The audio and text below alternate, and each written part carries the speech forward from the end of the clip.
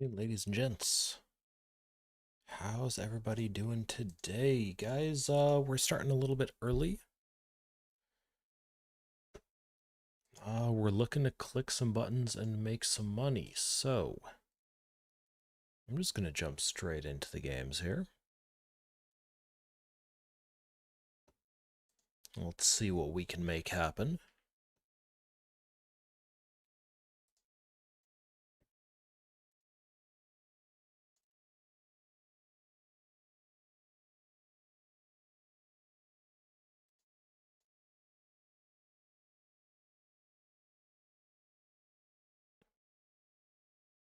I'm sure we'll be dealt in at any moment now.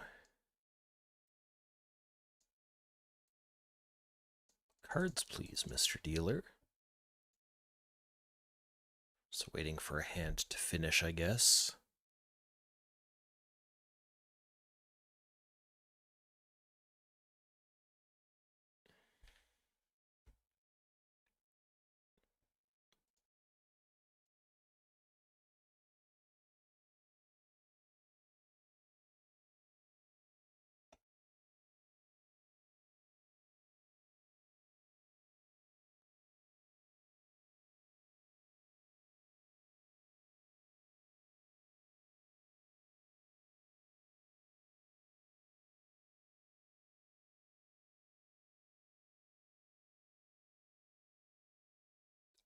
All right, now is just the longest hand ever going on right now. The pool is not empty, guys. Okay, there we go. Oh, first hand, ace king.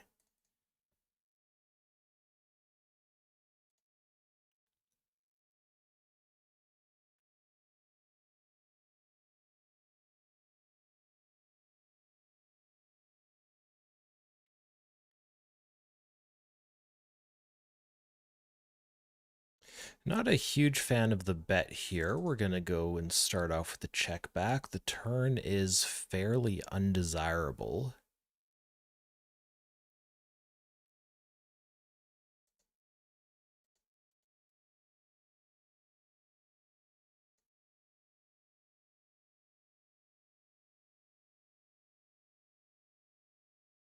We're just going to start off with a simple little fold. That's it. That's all we're doing.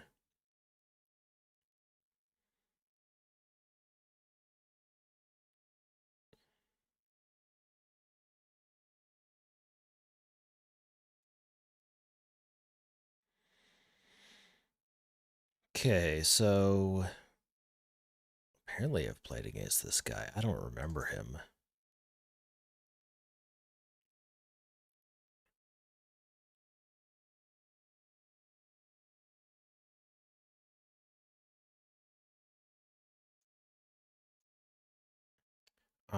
We have Nuff, who seems to like bare minimum be tight with the three bets. We're gonna start off the check on this board with just absolute trash. If he bets, well, we're just kind of out. If he checks, though, I am going to go for a B75 on turn.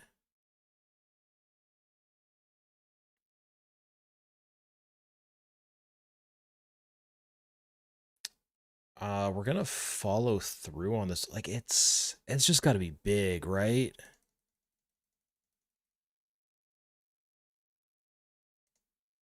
Yeah. Like when I'm doing this, I'm repping a flush. I'm not repping, two pair straight. I get snap called by the straight plus spade. That's an awesome start to the stream. I feel like that's how it's been going lately. We start with a little bit of a loss and then, see where we can go from there.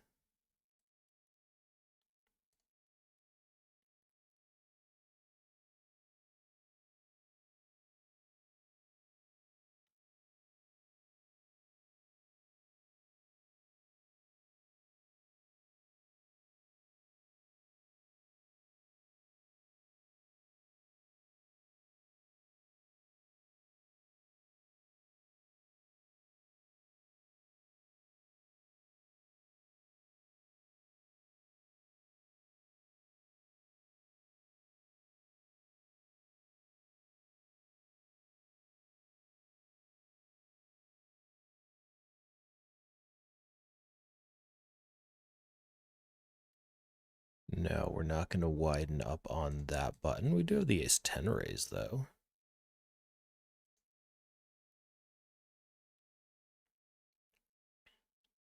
Flopping well against walnut picks. I'm going to go for maybe like a check back like a third of the time here. Nope, not happening. We're starting out with half pot.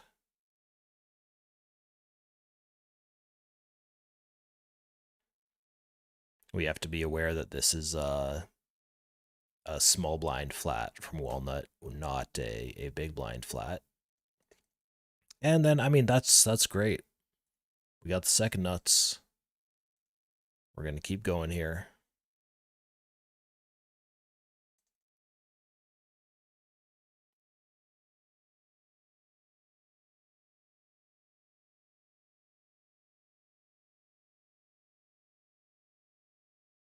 Now a little bit of blind defense, double spade again, and not so lucky on the flush this time, though.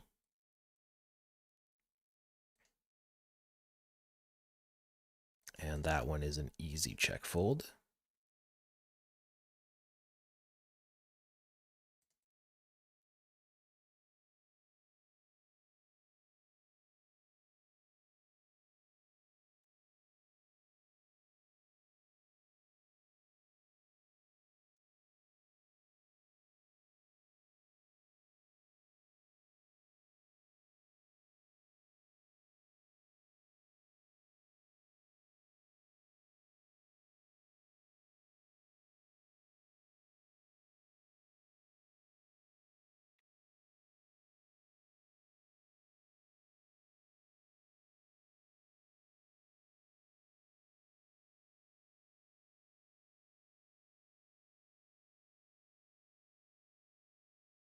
Okay, we got table number 2 over here. We're going to defend our blind against Oglum. Oglum really seems to like to c-bet over a small sample, so that's something worth noting.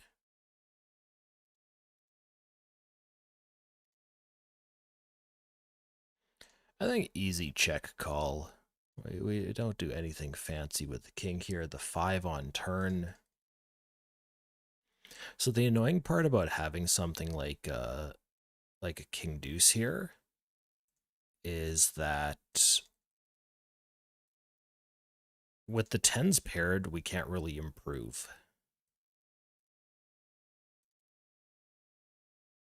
I'm gonna go for a small river bet here. Because my kicker doesn't play, but my kicker pretty much plays.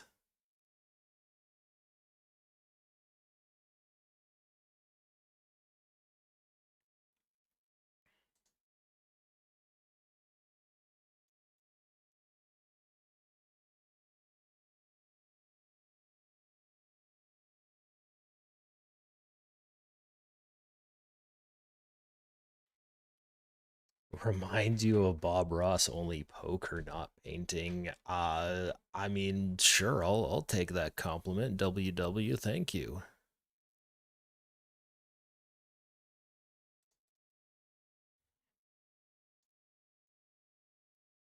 I feel like, poker could use more Bob Ross types considering the amount of rage that gets thrown around in this game sometimes.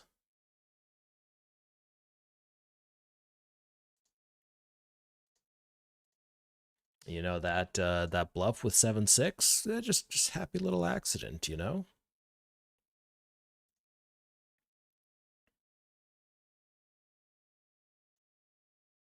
I'm actually gonna go check here, and I think we're probably gonna check raise the ace jack. Check call or check raise. I mean, we'll see what we can do. We face the half pot. That's fine. Yeah, we're gonna go for check raise on a texture like this. Like, we don't have to check raise that small. We can go up to right about 12 here.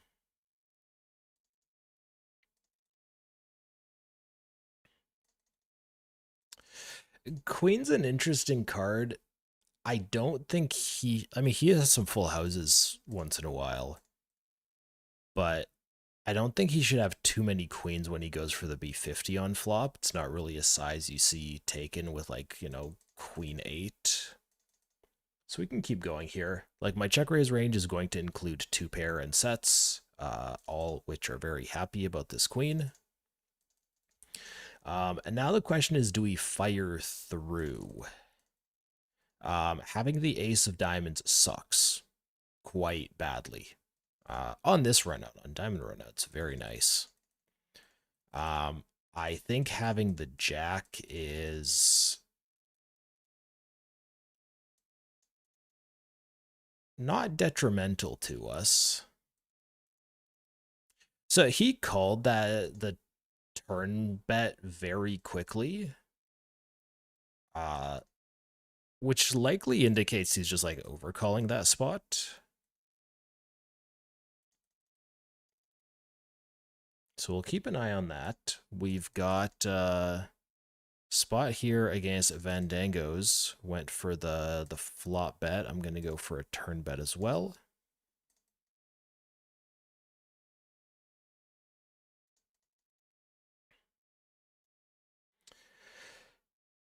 With our kicker, we could probably go for one more here. We definitely can't overbet. That's not a thing. But going for like the B75 here, I think would be fine. There's a lot of worse a lot of worse top pairs. There's a lot of 2-pairs. Why do I keep saying 2-pairs? Second pairs. Oh, geez. Why am I playing poker right now if I can't even speak? I do not want to get called by 2-pair. But that's what we're looking at.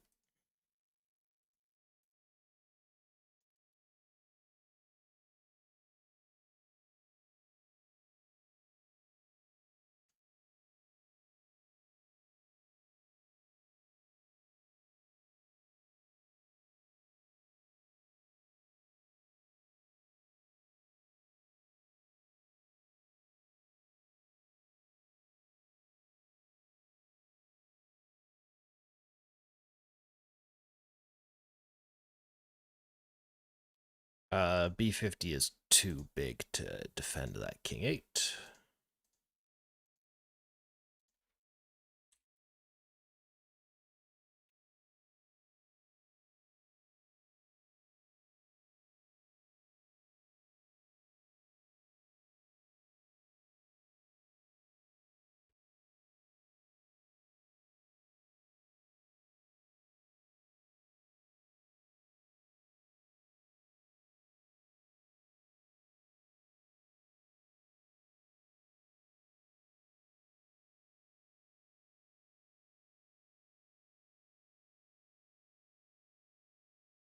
Oh, those are absolutely beautiful. Okay, so we got Oglum going for the raise. We were hoping for the Jerks 3-bet.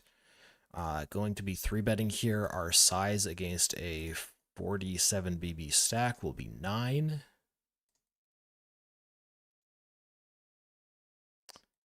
Wonderful.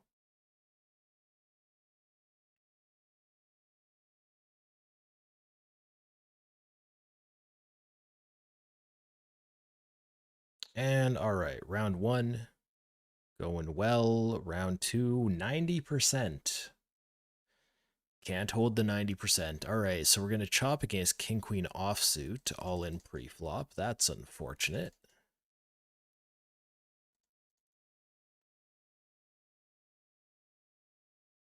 Maybe our Ace King suited can do better here. We have actually got Oglum at this table too.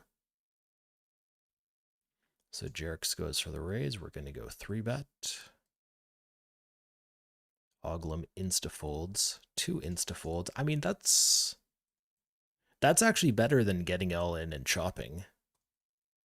Getting it all in and chopping invokes rake, so picking up blinds is just perfectly fine.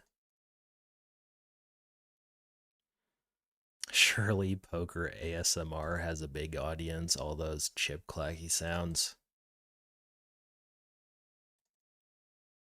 I mean, should I turn on the volume for all the clacky sounds?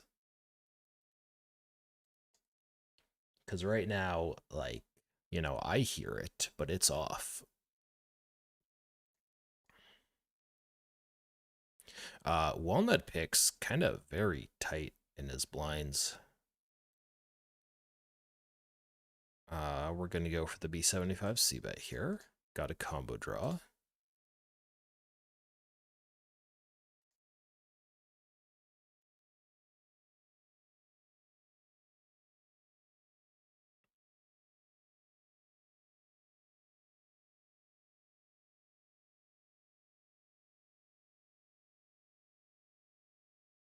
We're going overbet turn.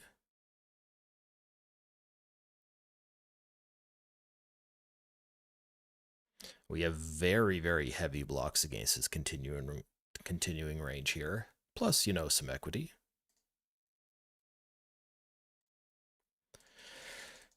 And then we kind of once again are just in a spot where we block like maybe 3-4 combos of his good hands, but like double that in combos of his bad hands. So we got another one we are not following through on, which is a shame. Any non-diamond hand here, we follow through. Even if we just have like one diamond, that's no problem at all. But the double is quite bad.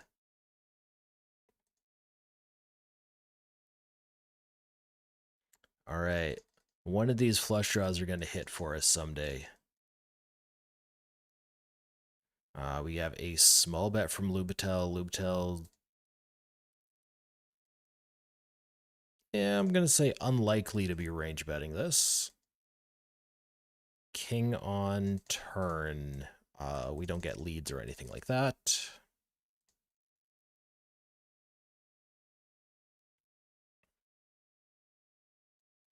Ace on the river. Okay, so that's cool. He goes for a small bet on flop. Check, check, turn. I think I want my play to be check here on the river.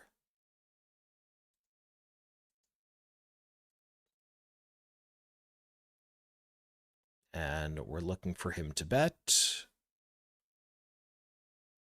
I think this is close. I'm not going to check raise, but if we were holding like ace jack here, we probably just auto raise. We beat that.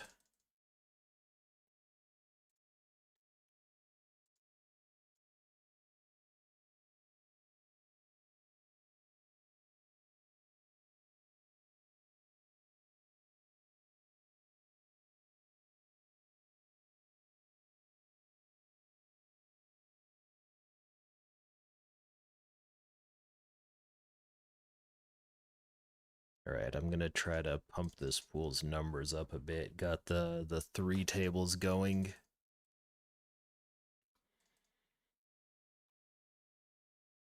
Which, directly, obviously doesn't pump the pool's numbers because, well, it's just me joining a few times. Um, However, when people see more players in the pool, more players join. When more players join, the pool gets bigger. People see more players in the pool, more players join.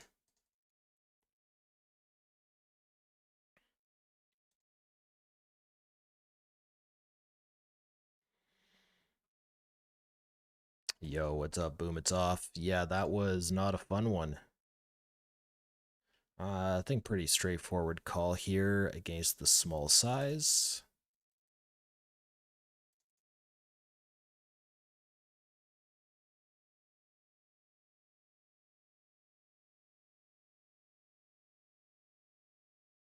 Let's see if he follows through on river. Don't know the guy. He doesn't seem loose so far, and he doesn't follow through, so very easy check back. Just up against the king 4. Walnut picks going for a little over half pot here. We can go ahead and call.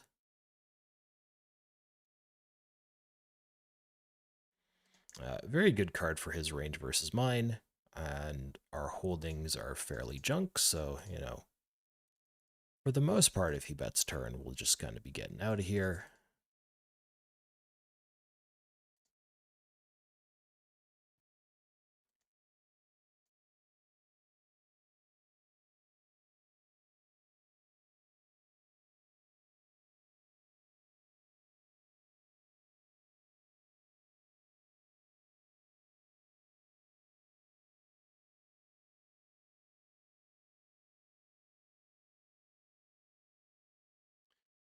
Versus unknown, I think we're going to take the threes and bluff them a little bit.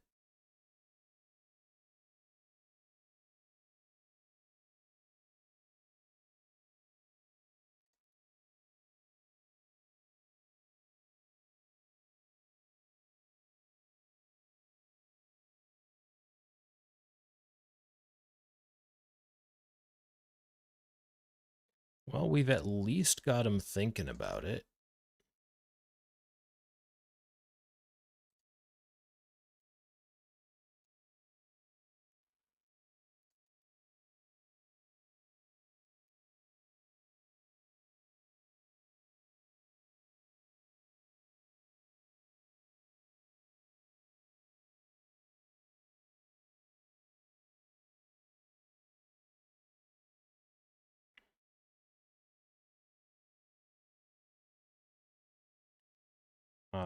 We are going to go pot on river.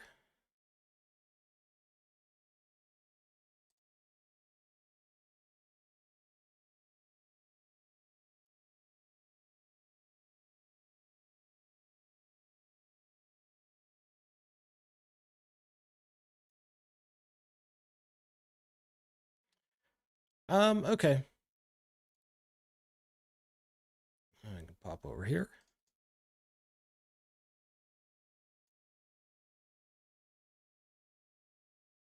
Oh, come on, really? Let's go fold on this one. Let's break out. No, I have to break out the replayer on that table. That's why. We're just going to go ahead and mark that hand.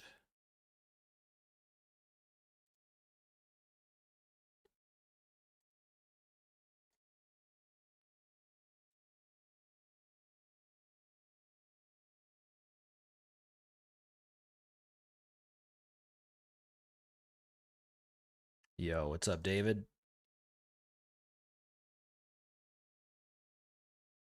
About time to run bad. Oh, man, you have no idea.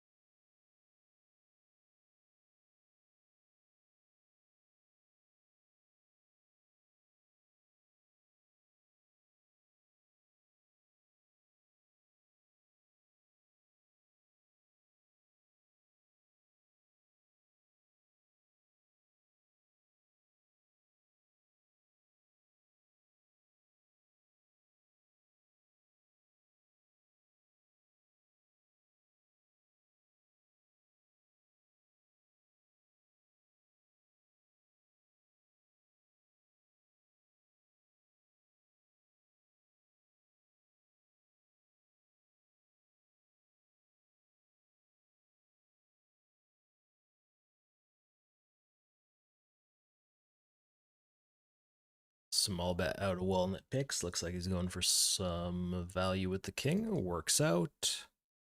Oglum called him with Queen Jack high. Really?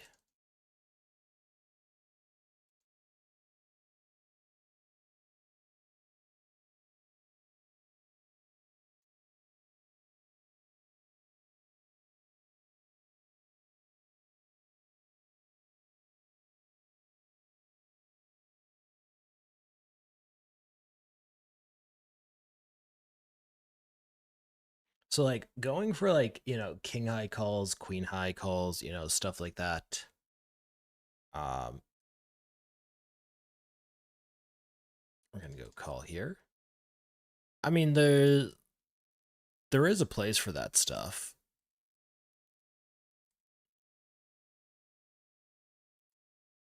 But in like early position versus button stuff where players turn like low pocket pairs into bluffs.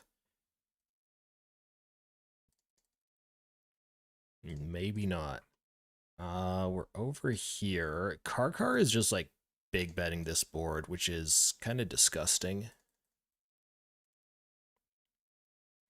And then he's big betting again. I mean, we have a combo draw. We're not going anywhere.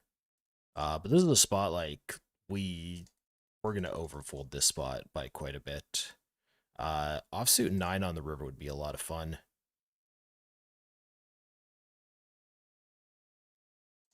There we go.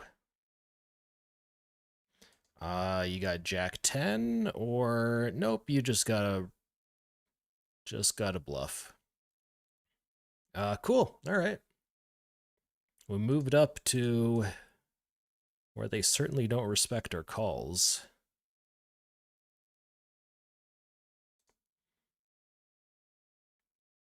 We're actually going to start this one with a check.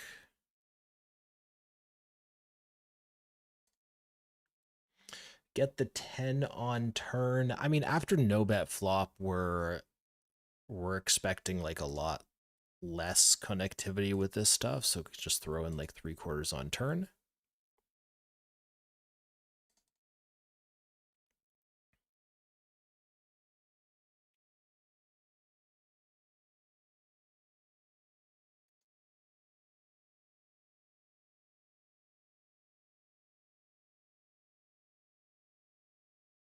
I imagine just a small bet here is perfectly fine.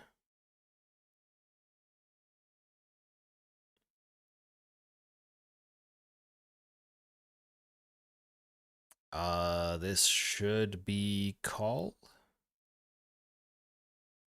Yeah, I think so.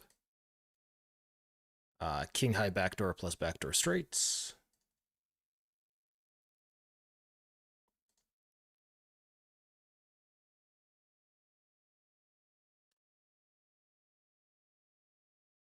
I don't think this is going to be taken as a bluff here, though. This is, I mean, this is definitely an area that's going to be lacking in my heads-up knowledge. And King High should, like, never bluff. So we're going to win against, like, I don't know, some backdoor stuff on flop. Shouldn't be winning much. There's the gut shot, sure.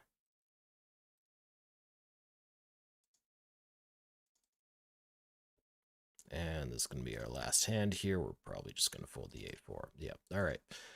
Back over here, Oglum has returned. He is limping. He, like, when he raises pre, he c-bets a bunch, so I'm hoping he also just bets a bunch in limped pots. Or is this a post? This might be post. That's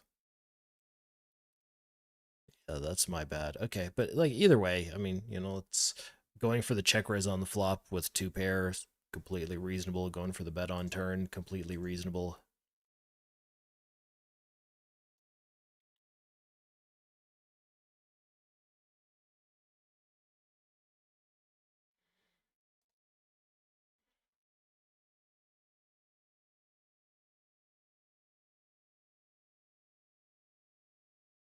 And this is always fun. So there's 2 guys that post their blind. They're going to get attacked wide. That's going to get attacked wide. And I mean, Orca, this is like Orca's second or third hand at the table. Yeah, fourth hand at the table. Getting it in. Jacks running into kings.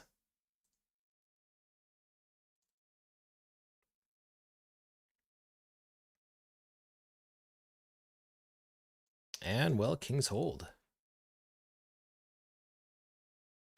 So that was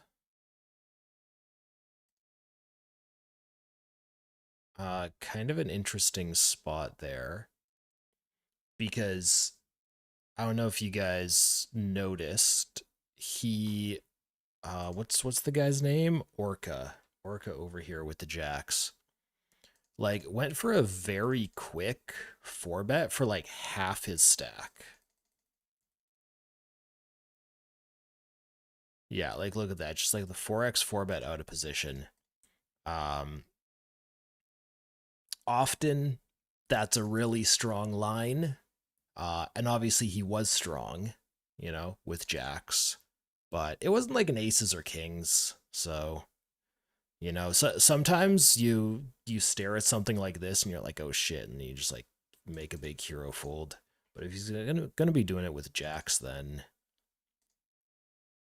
you just make the calls you're supposed to make. Anyways, we got aces. This is the second time I've been in this exact situation with aces today. Last time I chopped against king queen offsuit. Let's see what happens this time.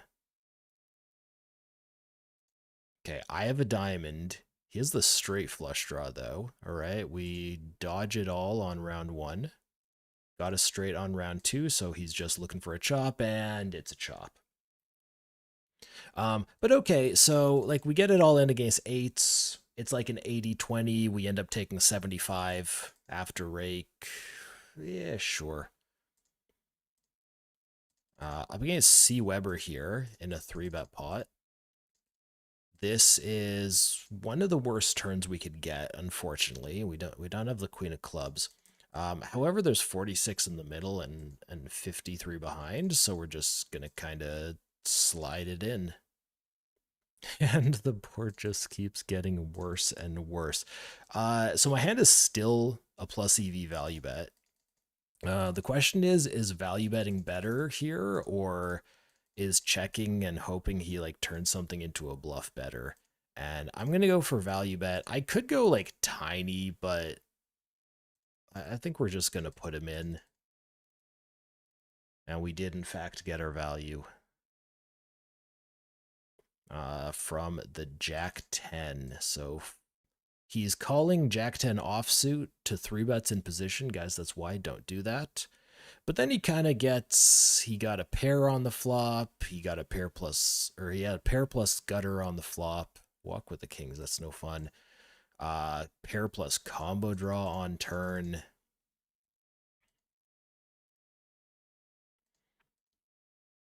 Not quite as nice as flopping a set. We checked a villain twice. He goes for a small bet. I'm perfectly fine with that.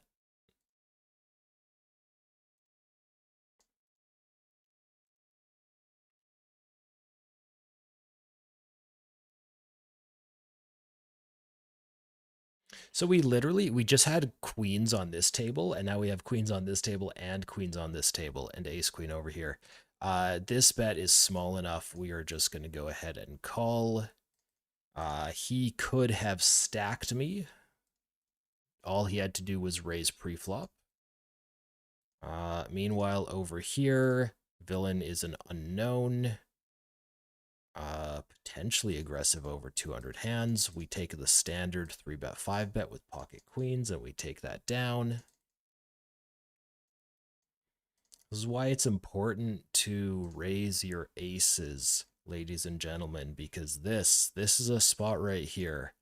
I raise in the cutoff. He flats on the button.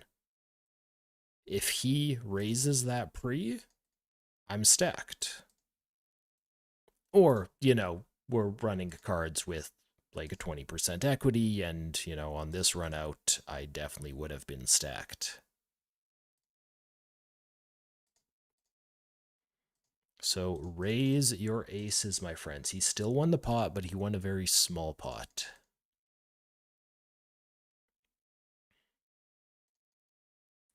Just going for a few checks with the ace-4 here.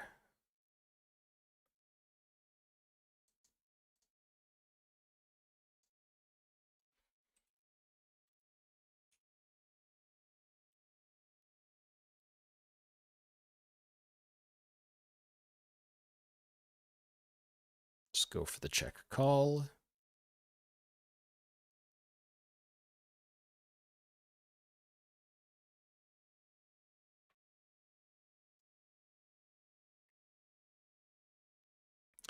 Okay, so having an ace in hand is good. Having a pair is fine. I don't have stats on this guy, but he's 28 VPIP, 28, 23, 15% 3-bet over like 225 hands. and he doesn't have over a full stack. So like I'm going to go ahead and call this. Um he's just from that little snapshot, he's a player who can potentially bluff adequately. I have no idea if he is. I have no idea if he's crazy or, if he's really nitty, he still could be, even with those stats. But there's the potential for him to be bluffing reasonably there, and I have a reasonable bluff catcher, so we go for the call, and it works out, which is nice.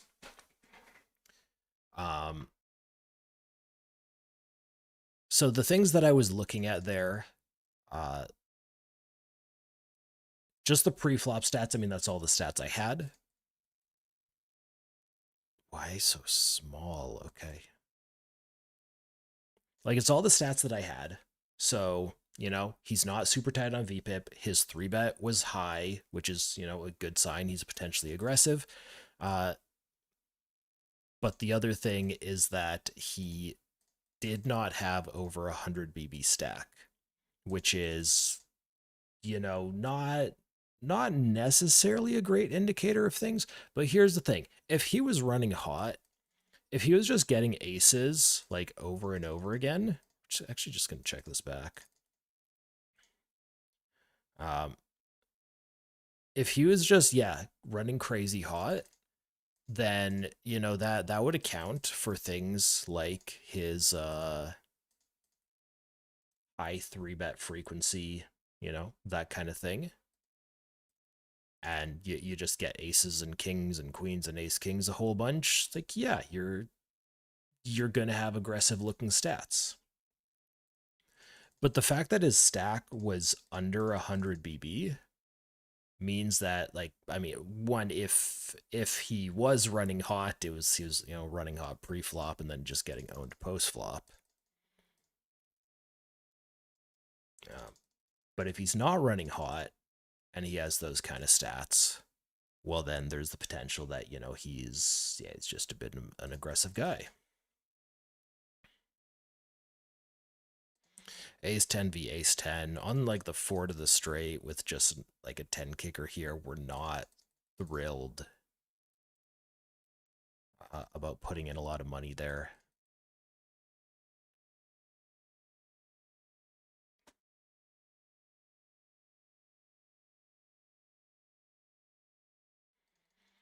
Fishy Fish 21 buying in for $70, goes for the fold.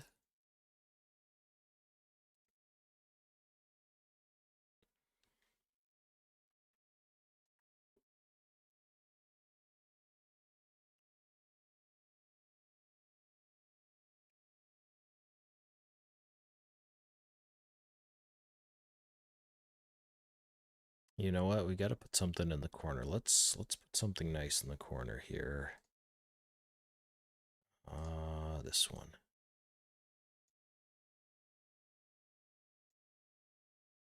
There we go. Mostly nice.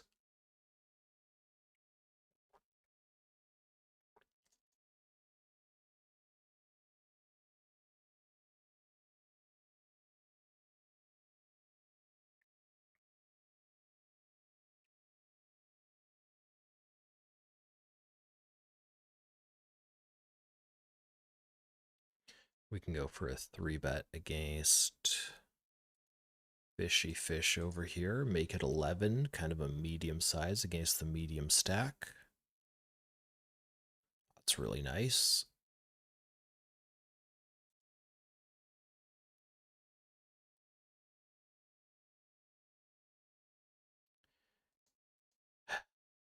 I'm going for the man. 600 sample. His 3-bet frequency is 6. It's not even 6. Just man, no. Ace high draw is just gonna go in the middle. Oh, he put like half his stack there.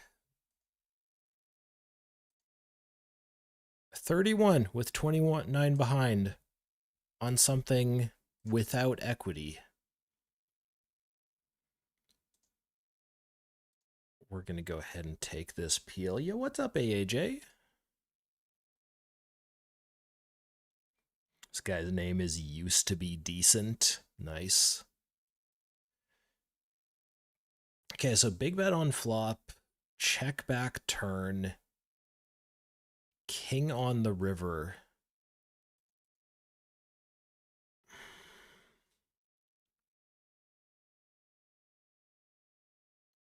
I don't think that this is an interesting river probe on the king. I'd probably like consider turning it into a bluff on like a 6 or an 8 or something like that.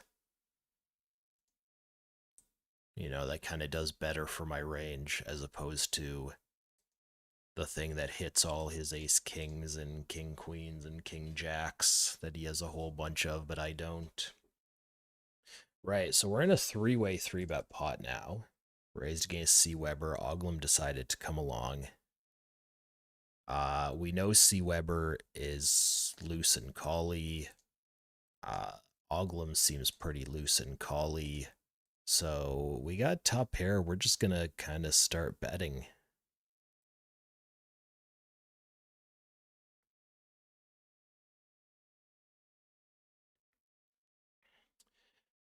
Okay, so the 9 hit. Can he have a 9? Yeah.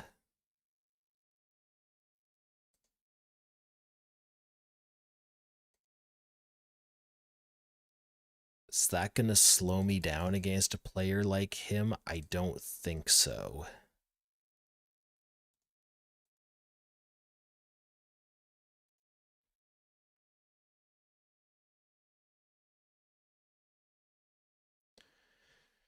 Just defended pre here against Fishy Fish. He goes for the bet. We have a 9. We have a backdoor. There's a bit of that backdoor. And he instantly checks back. Medium size on flop. Instantly checks back.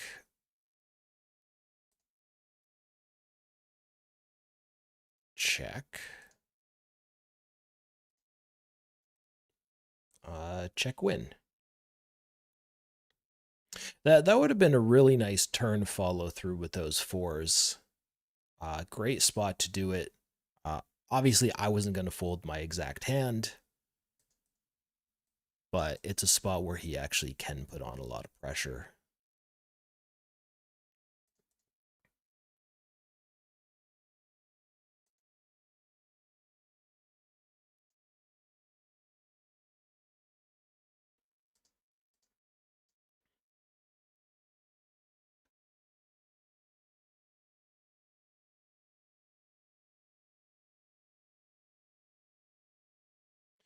So for anybody who isn't following there yet, guys, do me a favor, type in !Insta in the chat, INSTA. That'll take you to my Instagram page. You click follow and you'll get to see all the new content that I've posted there. Posting for, I think, the 3rd time this week. And I do intend to be posting quite often moving forward as well. So great value on your free follow.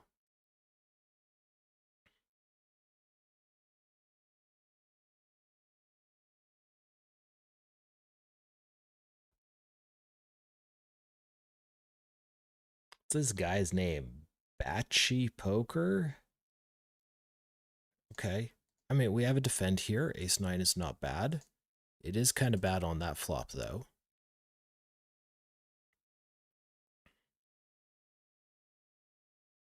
And even against a small bet, we're going to fold that against MP. We can pop up here, raise the queen 10. Lubitel going for the 3-bet.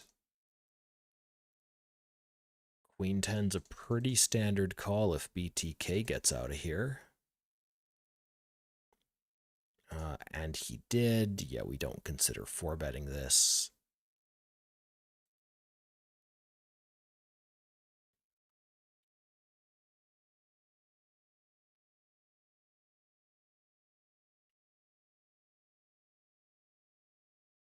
And no c-bet on king 10-7, which is, I don't know, a little bit interesting.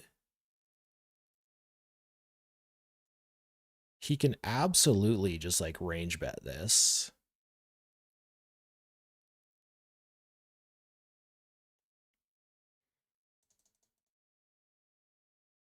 Somewhat reasonable turn. I'm going to go ahead and bet we're going to use the half pot size.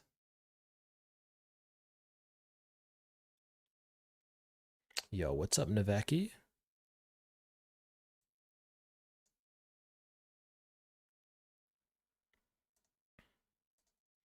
And all right, so he goes for the check fold. I mean, that means it wasn't a slow play. It wasn't pocket queens. Rare, but you know, those might show up there sometime. Probably wasn't pocket jacks. Pocket jacks was a pair plus open ender, and he was just facing half pot.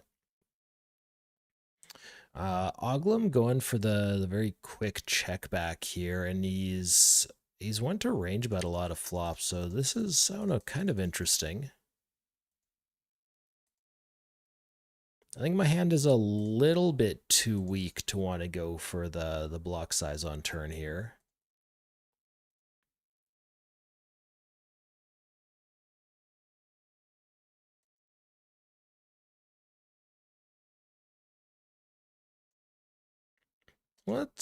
Let's see if we get snapped off here. All right. I mean, pair of threes is worth something on check, but after he checks back twice, I mean, he's probably not going to have a lot of straights. He's probably going to have like literally zero flushes. He's probably going to have basically no top pairs. So the question is basically just, you know, how aggressively is he going to be clicking call with his second pair, third pair, fourth pair.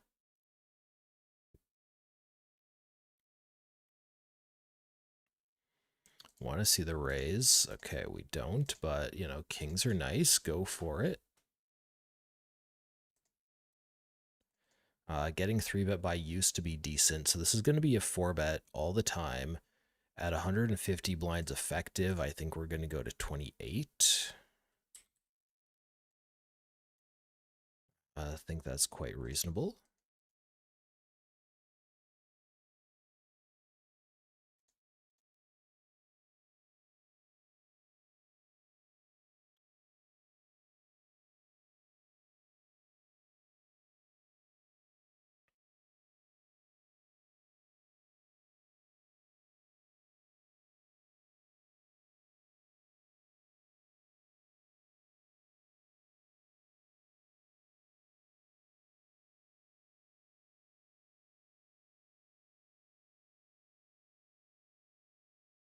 Just going to go for the flat here.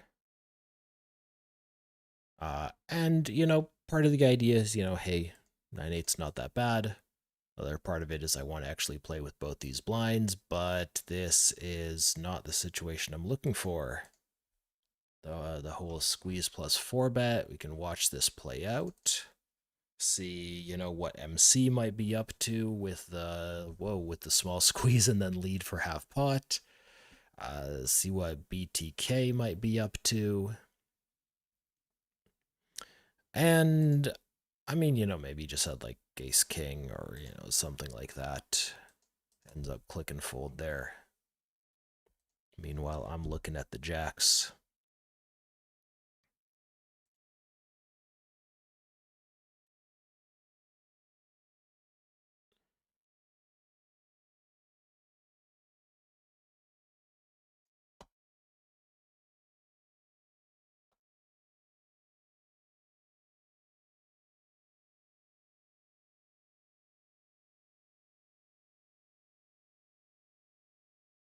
Okay, we're going to go for...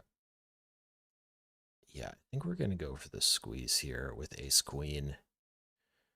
Oglum doesn't like to fold, but, you know, ace queen does relatively well against a range that doesn't like to fold. We got straight up nuts over here who's, probably playing way, way too many hands on that flat. So yeah, feeling pretty good about the ace queen. I am going to start off with a small bet here. King Queen X is just so ridiculously good for range, especially against a player who's playing too many hands. And the c-bet takes it down. I mean, I just had second pair. I'm perfectly okay with that.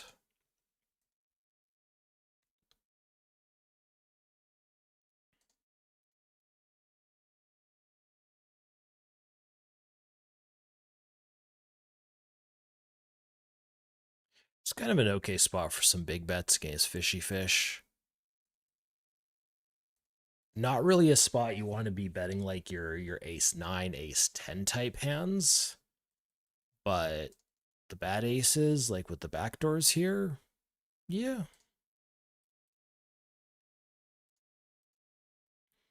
We're going to continue on the overcard turn.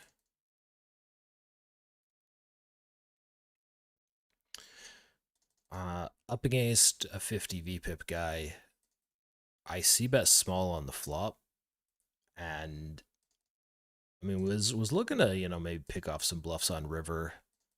Maybe the ace scares him off. Maybe just has second pair.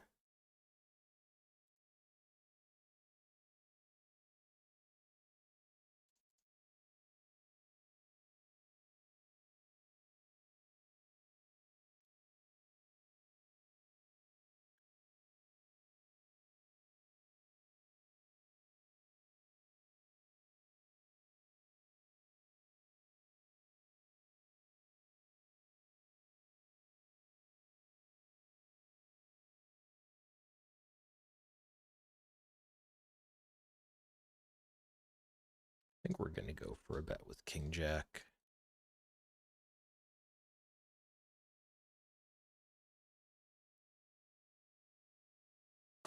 We typically do quite well on those low boards, especially with the 4 straight, especially when villain checks back flop.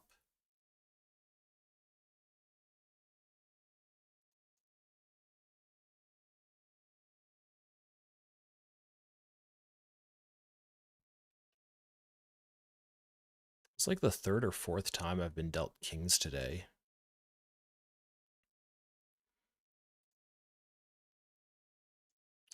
I mean, ace high board, blind versus blind. We're going to start off with a check.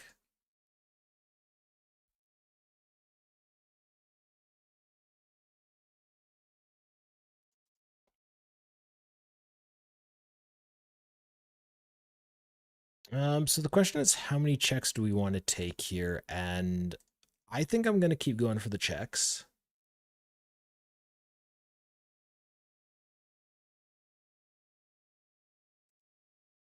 Why so big?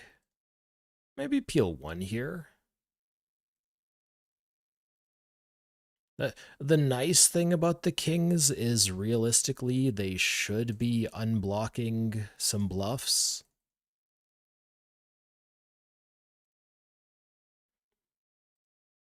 He just goes for a big bet, big bet. Yeah, we're gonna go fold. I think that's fine versus unknown here. Meanwhile, we have a spot over at this table, pocket nines, blind versus blind.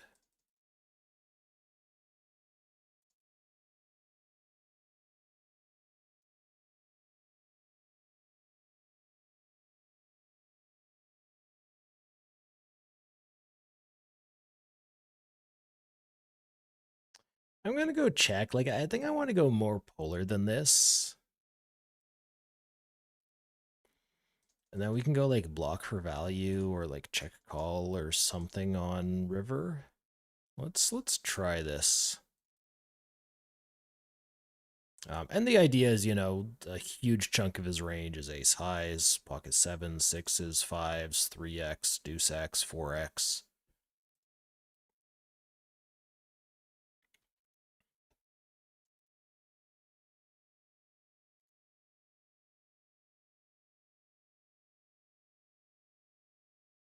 Okay, so flop check through, turn check through. I think we can value bet our Jack 9. I think we're going to go half pot here. Got him.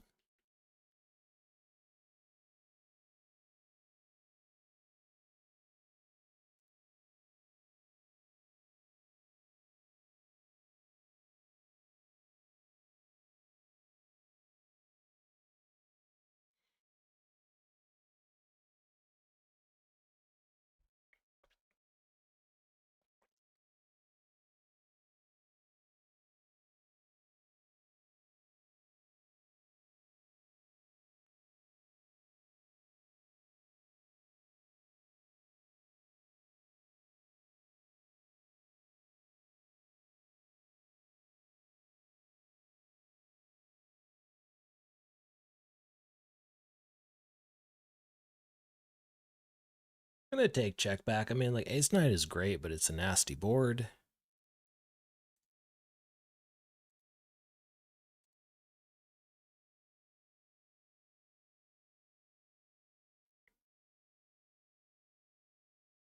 And fairly straightforward value bet on river, I think.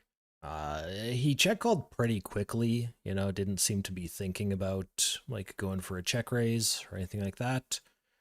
Um, it's still possible he goes for a check raise on the river, and I mean, if he does, then, you know, yikes.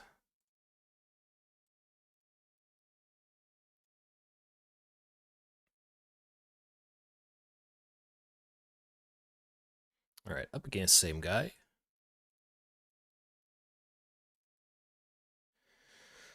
Okay, so he goes, you know, just short of half pot here. We have a completely reasonable hand.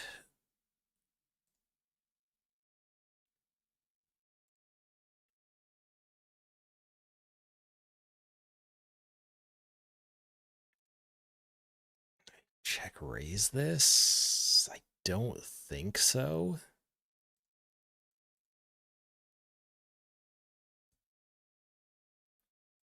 Check raise this?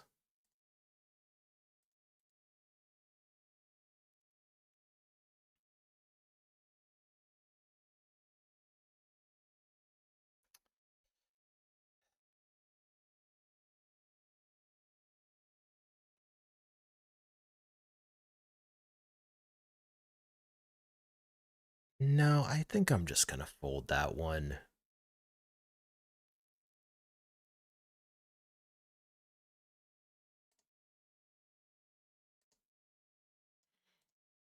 I'm not entirely convinced, but I think that's fine. We got a 3-bet over here. Take it down.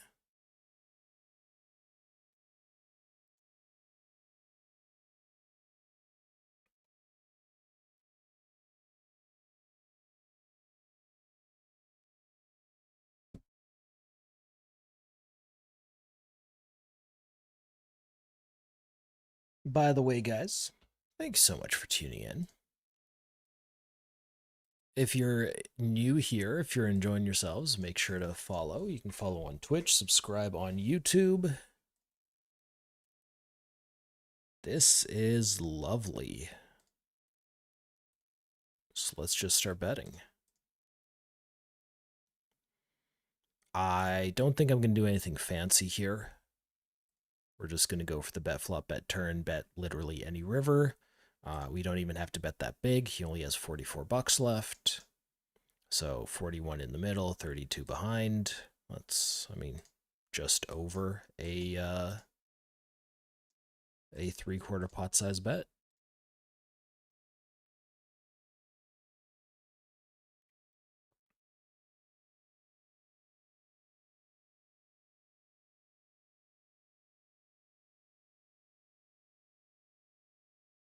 And looks like we got him.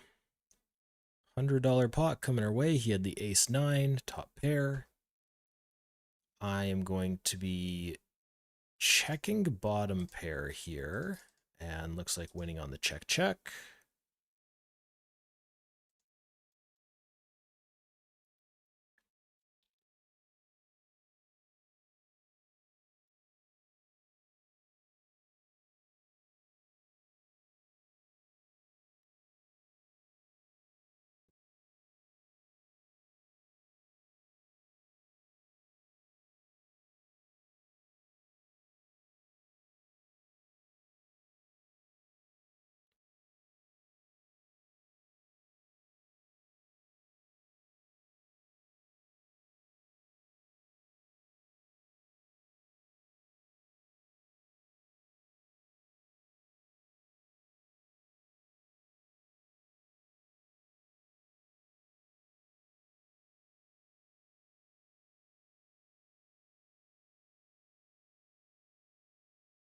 And all right, looks like we've got like a pretty nice pool going here.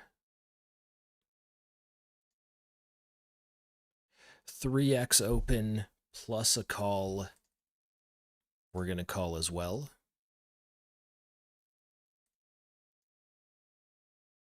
Okay, I mean that one's just gonna be a check fold. So let's pay no attention to that one, but let's move over here. We're up against Addy Jaguar. I don't think I want to go as far as like the geometric size here, but we are going to go for a pot size bet, which is 6.5 after he checks back.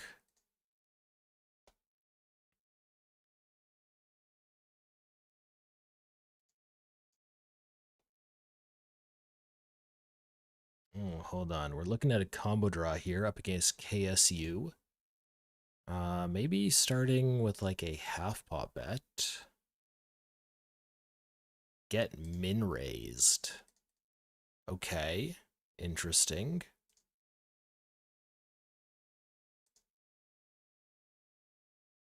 KSU likes like min bet and stuff. So I guess he likes to min raise too. And I'm just going to kind of just click call here, let things flow, or do I want to go for the raise? I mean, I'm going to say like min raise on flop usually isn't that big of a sign of strength. In fact, usually kind of the opposite. Yeah, you know what? Let's push our king queen a little bit.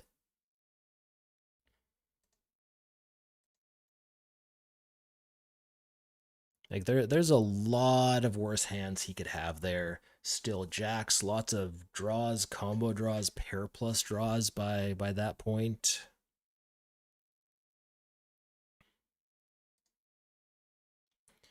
Okay, whoops. I am going for the call here, and we're I mean that's a connection. Here's the thing. This guy he's played 3 out of 3 hands. He's played 4 out of 4. I'm guessing he's 3-bet 2 out of 2 now. And like I'm gonna go ahead and bluff here. I think just like the 3/4 pot bluff is gonna be fine. Oh, okay, my bad. I was thinking a check raising flop too. That would have, maybe been rough, but okay. Unfortunately, we can't call off with 7 high. That's not quite how it's gonna go. Go for the flat. This is the 100 VPIP guy. I say that, it's literally 4 hands. But, we're looking to get into pots with him. He seems fun.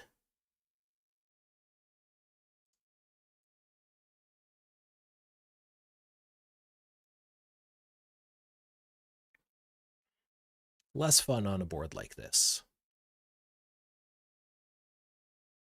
I am going to go fold and watch. We can just kind of watch this one play out. Meanwhile, I have pocket jacks against BTK.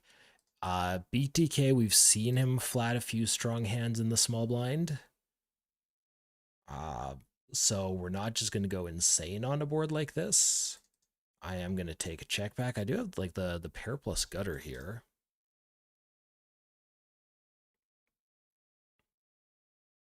And I say I've seen him, call some strong hands. He should also have some weak hands. I hope his range isn't just literally broadways, or else I'm kind of done. He goes for the small bet, and all right, that's a little interesting plot twist. I mean, I'm not folding. I'm not, confident to the point that like, oh, he always has a king. Let's find out what he's doing. He's got pocket fours. See, he's got some bad hands sometimes.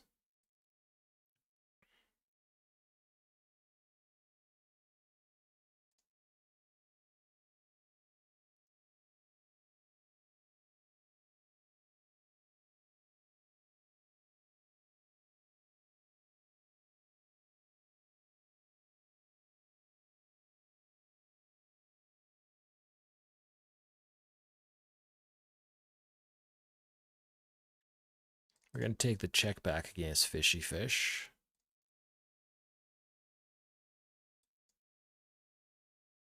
I think we're going to take the turn fold once that ace hits. I do check back a lot of aces.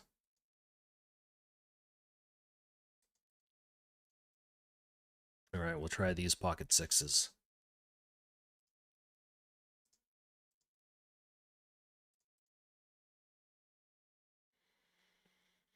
From these positions, we do not call sixes pure. Zemeckis is reasonably aggressive with 3-bets, so we roll and we fold this one. Folding pocket pairs pre always hurts me a little bit inside, but you gotta do what you gotta do.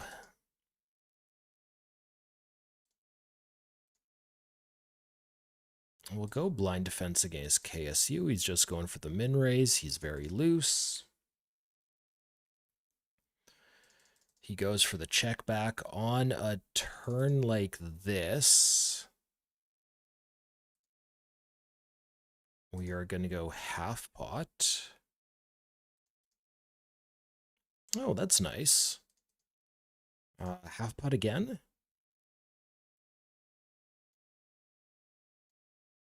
Yeah, made a straight. I mean, when you have a gut shot, that does happen sometimes. Meanwhile, over here, I defended my blind. I think this guy was not dealt into the hand, so this is BB versus cutoff.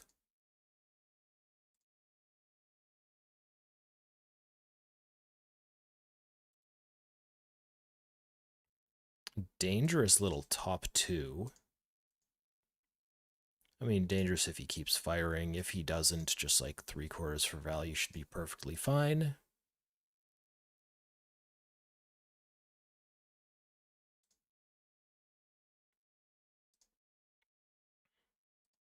Got called by the ace jack. Pop down here. We're in a 3-bet pot against used to be decent. And so over 180 hands, he's 17 VPIP on my sample. Over 400 hands, he's 24 VPIP in this sample. So I'm going to trust the numbers in the middle over my own here. We're going to go for lots of calling. 5, there's going to be things like ace 5 in his range. There's going to be things like 6-5 in his range, but that is like at most 4 combos. Quick little detour here as we're getting it all in against Fishy Fish for 30 bigs. We find ourselves in a flip. Round 1 is looking pretty good. Oh, we are just doing it once. Okay. I'm so used to running it twice. What are we looking at? These jacks. Whoops.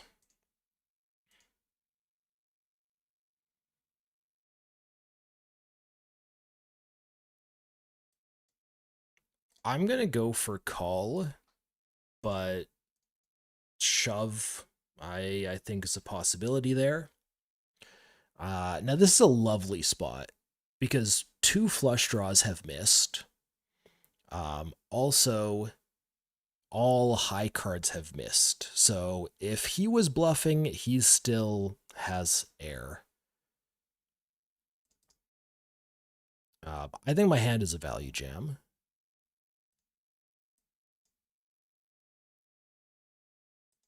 We'll get a lot of folds here because that's just the way ranges are formed.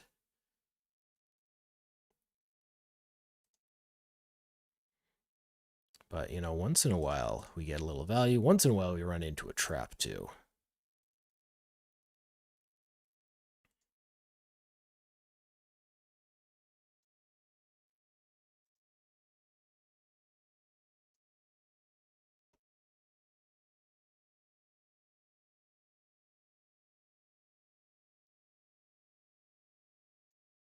I'm going to start betting the 8-6. We have a little backdoor straight draw there.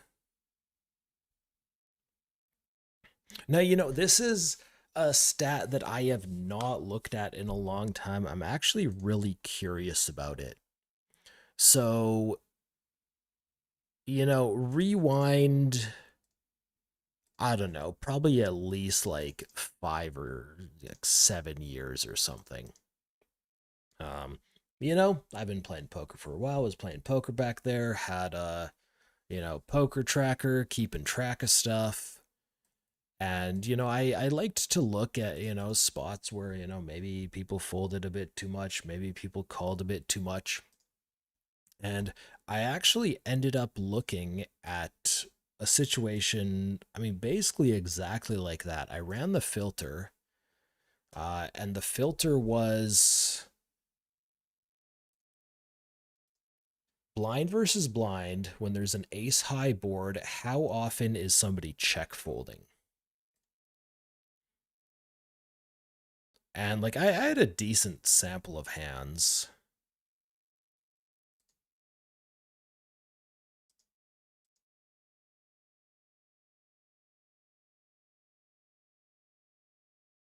I'm gonna go call here, but I think this can be rip. Okay, so anyways, I had a decent sample of hands, and I ran it for those filters, and the number that I got is that people are check folding blind versus blind on ace high boards 10% of the time, which is just like absolutely wild.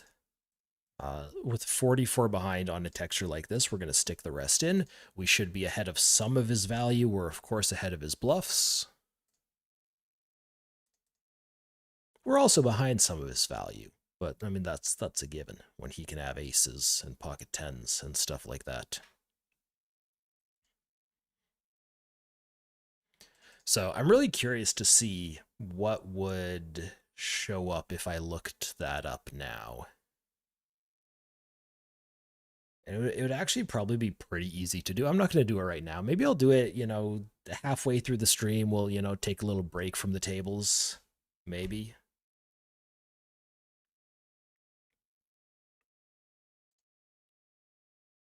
But yeah, back in the day, I mean, here's the thing. You're blind versus blind. You get an ace high board.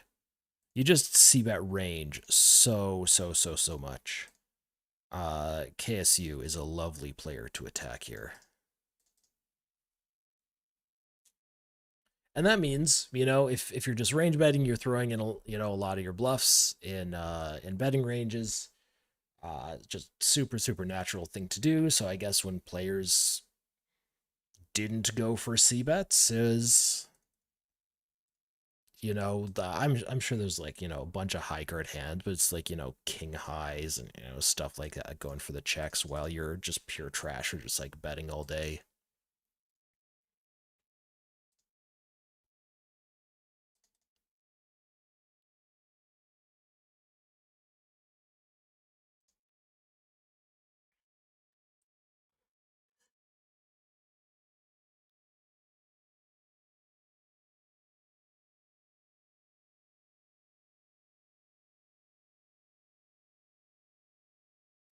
Just the old min raise from KSU, flop a flush draw.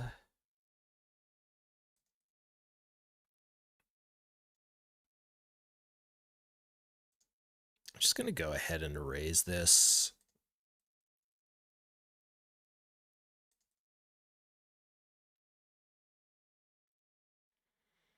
I mean, I'm not thrilled about the 10, but I think we're just going to keep going for another street. And now we have the queen on this river, and I think it's going to be check. I think like if I was going for value here, this would be extraordinarily thin. I expect to do perfectly well on check. And then we get into like a bit of a predicament here on the river. Because there's some missed flush draws, obviously, but we kind of block those a little bit with our 7. We don't block with the queen. We lose to queen jacks, we lose to king queens, we lose to a 10, we lose to, I mean, like jacks probably aren't betting, so we're not thinking about that.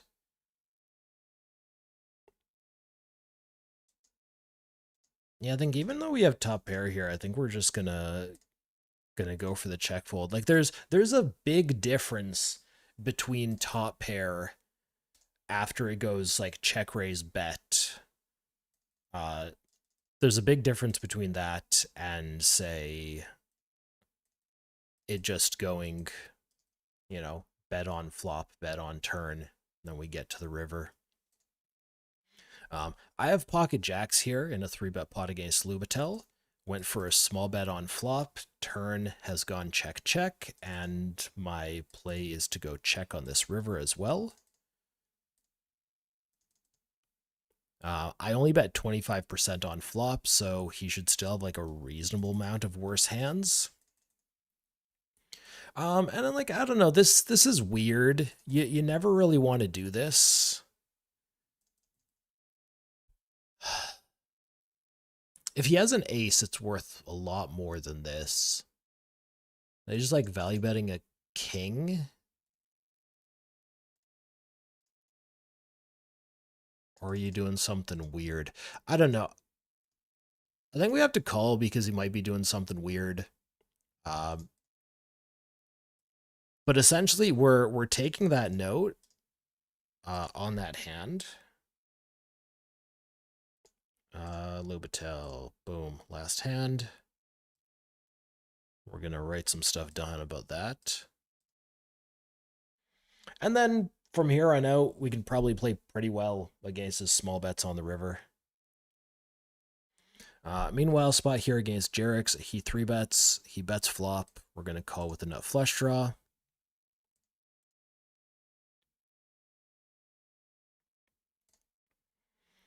Shoving over on turn is great.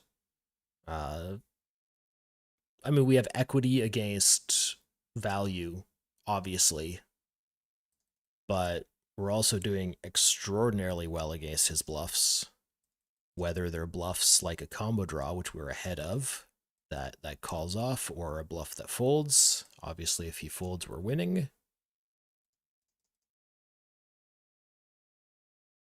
What's up, W Big? All right, we get a fold, and guys, let's bring us over to an interesting hand over here where Lubitel raises I 3-bet, this guy flats, this guy shoves. I'm now gonna flat, hoping that KSU comes along a little bit. But we don't get that. Instead, we're just running it twice against an ace-king. Round 1 goes our way. I like that. Round 2 goes our way too. Nice. Very nice.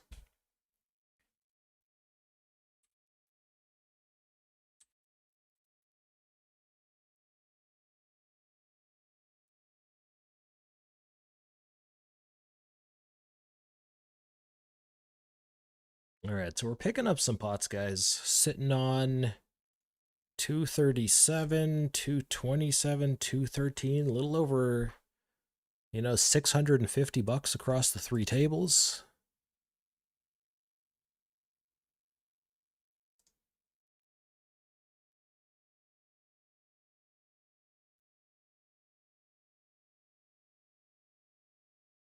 This is a slightly loose open.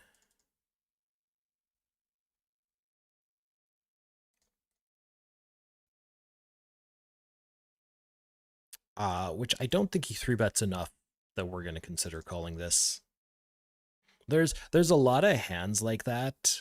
I mean, that one wouldn't even be opening, so it wouldn't even be in the chart. But there's a lot of hands like that that are folds, but they're folds because if you look at pre-flop charts, basically, if something is 0 EV, you potentially play it, you potentially mix it. If something is plus EV, obviously you're playing it. But if something is negative EV, even just like the tiniest bit for 1% of a big blind is just fold. That's something that would probably be a slightly negative call.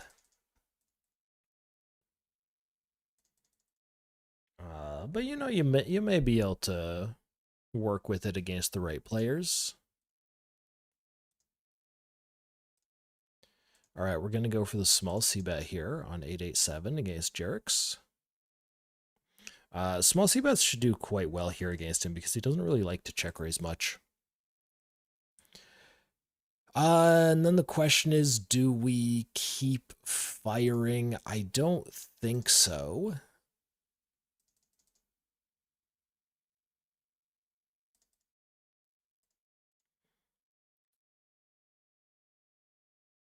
I think this is going to be like one of the rare 3-bet pot scenarios where he probably has more like nuts or second nuts than I do, or at least like in terms of flushes. So obviously I'm not thinking about calling, though he, might have some bluffs like 10-9 of clubs, Jack 10 of clubs. But I do think this is just fold. Yeah, yeah. All right. Let's just get kings again. Ace king, not that good of a hand. Kings are great. And then we get the classic kings flop.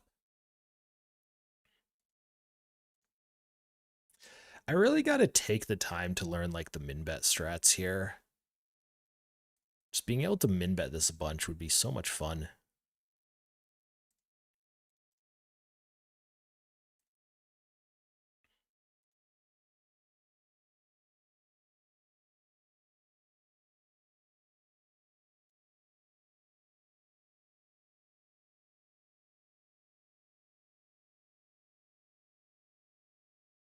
I'm going to go for a little block bet after flop and turn check through. He has ace 9. Okay, I mean, that could have cost me more, so I'm not going to complain about that.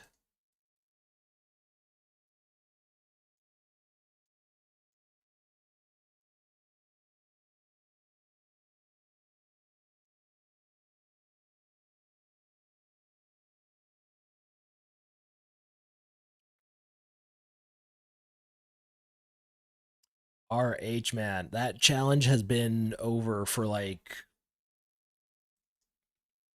I don't know, 8 months or so.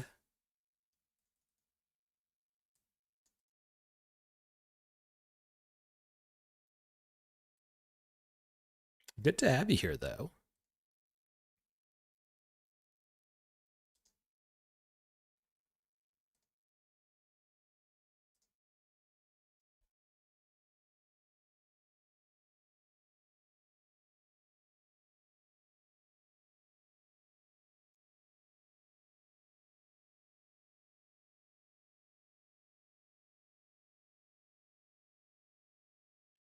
All right, let's take the raise down here. Getting 3-bet by Zemeckis. When he goes to 11, we have a mixed situation with the threes. Why? I was clicking on that. We're going to go call here this time.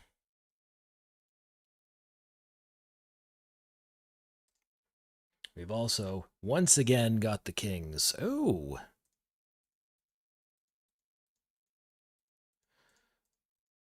So he just like insta-pot 4-bets.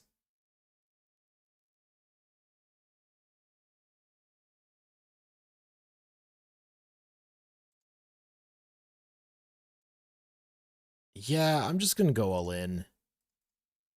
Here's the thing. Versus 4-bet blind versus blind, kings are supposed to be a flat. Like that is there. I figure when he uses the significantly larger than normal size and he does it pretty quickly, uh we could probably just pretty happily go with the shove. Bluffing the threes here now against check turn from Zemeckis. Taking it down, very nice.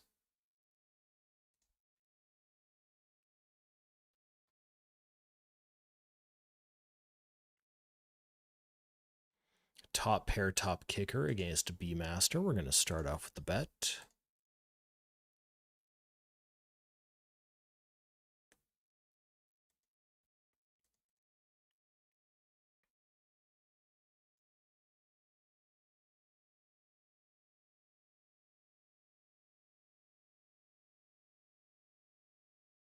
Just kings over and over and over again.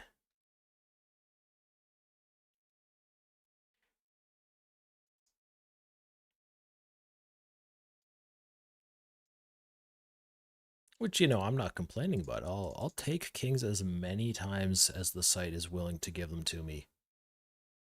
Jack 9, nice 3-bet hand. Sauron is reasonably loose on the button too, so that's great.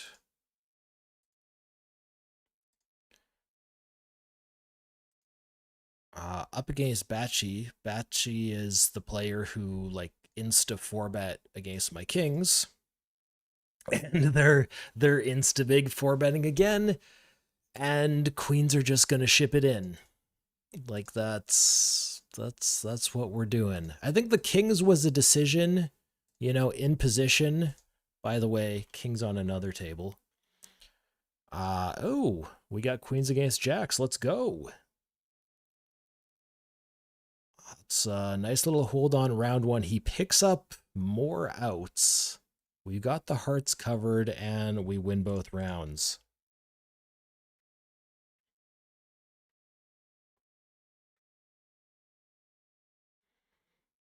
That was, I bet he was really, really happy about that situation.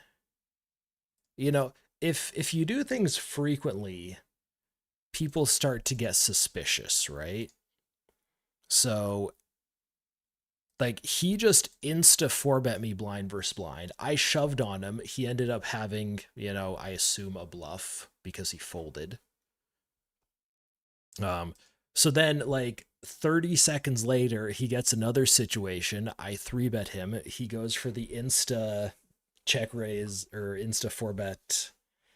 And, at that point, he's thinking, like, oh, maybe this guy's going to think I'm a maniac. Maybe he just shoves on me with a whole bunch of stuff. And, maybe I would a little bit. Probably not, but maybe. Um, but turns out I had it. So, go for a check once in a while on boards like this. The intention is to go check raise. Pocket queens is going to go for a double check.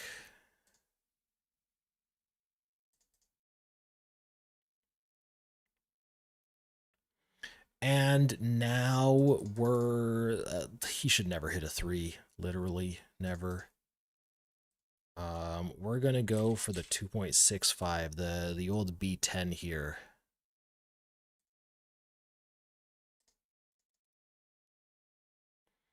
And the point here is to not really fold.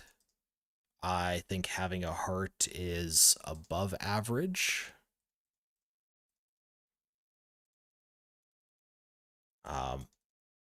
But if he just has, I don't know, like an ace jack that he plays this way, then, congrats. Ace queen.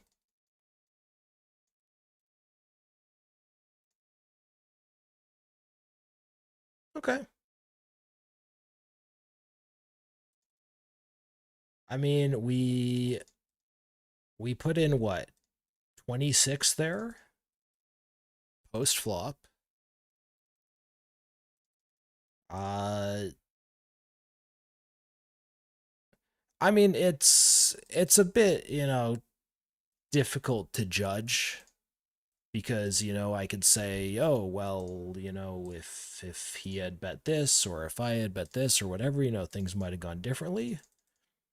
But there's a couple ways he could have gotten that out of me without the river raise. We're just gonna go for 3-bet against BTK. Pocket eights. I mean, it's 888 poker. How could the pocket eights not be good?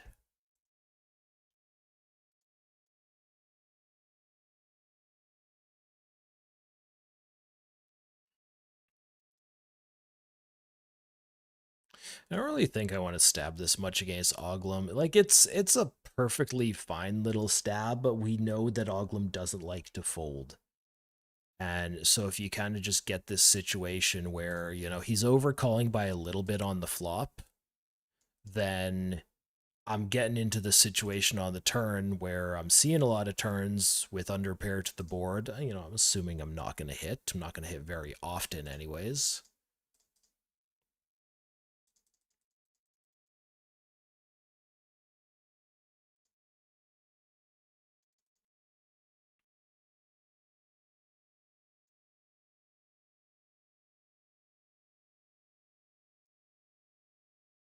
That's a lot of sevens. That's nice.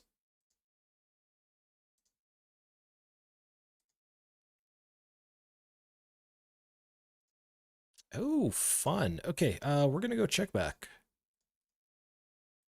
You check back some decent hands once in a while, guys.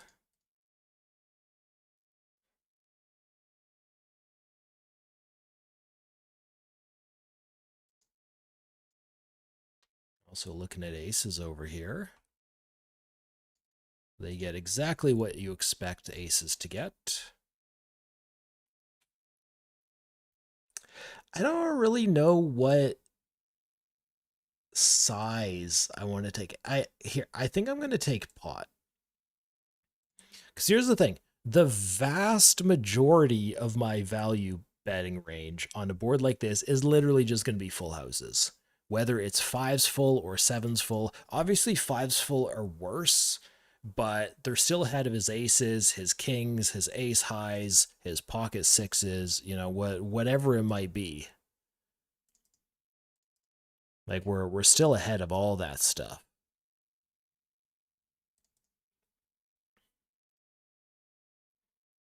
And I mean, I was just hoping for a little bit of value.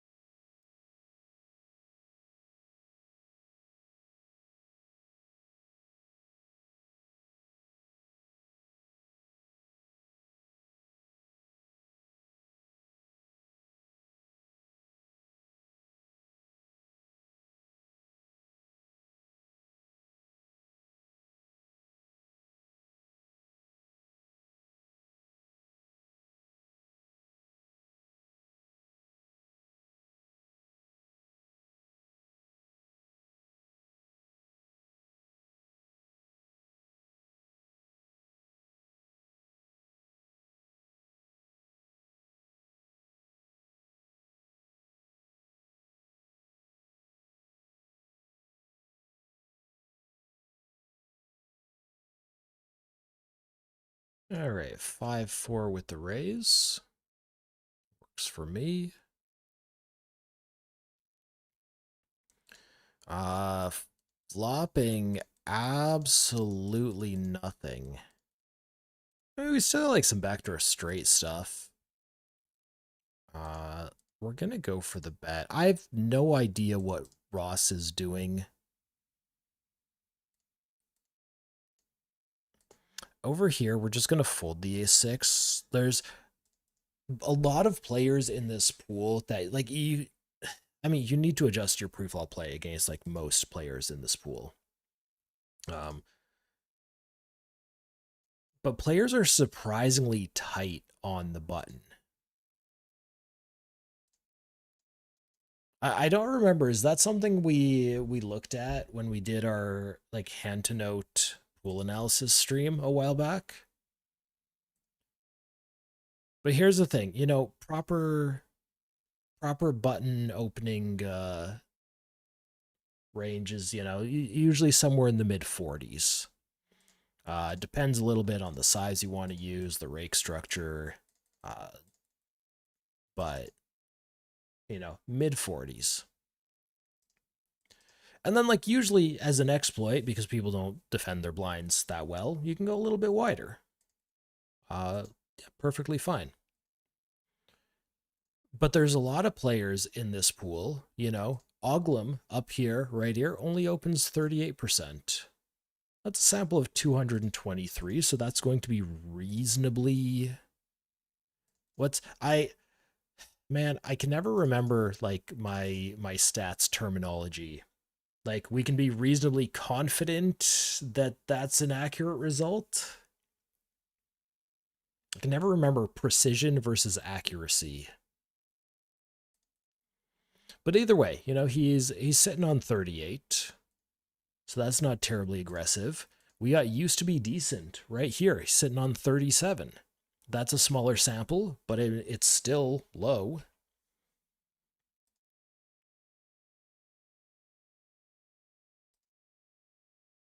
Now, obviously, not everybody in the pool is going to be low, but there's kind of a lot. Can I get 3-bet just one time? Okay, no, that happens instead. Oglim is just shipping on me over here, by the way.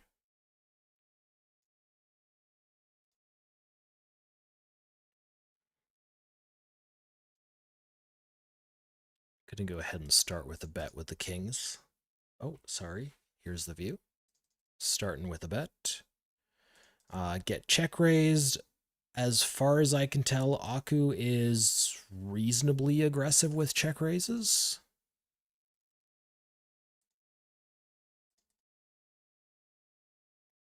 The deuce is nice.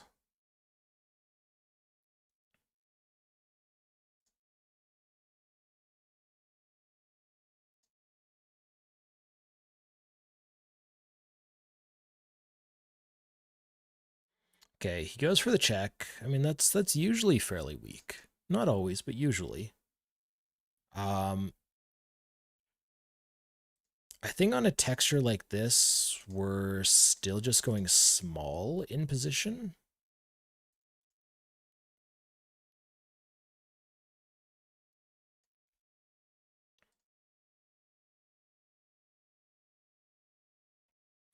Okay, I defended my blind over here with king queen.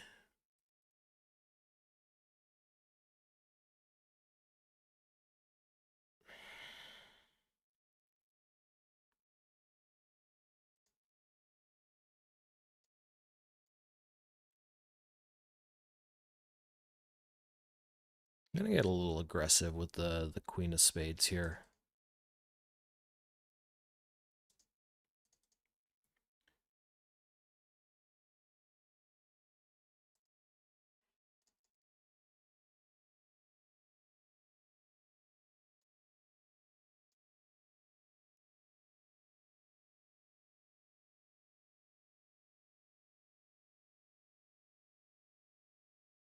We're gonna keep going. Um, I don't know how hard BT is. Oh, yeah, okay, no. So, getting called by ace 5 is going to happen 100% of the time, or getting raised by ace 5. Like, that's an option in there too. The question is more, are we going to be getting called by, like, ace 8 offsuit? Uh, or are we going to get called by pocket jacks with spade or something like that? Let's go ahead and raise here.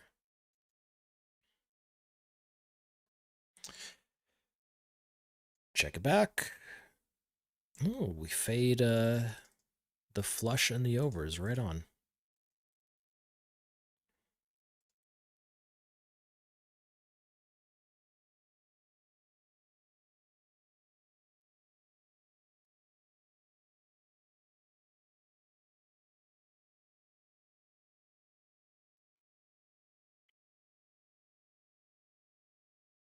Yeah, we can go for the raise with ace 4.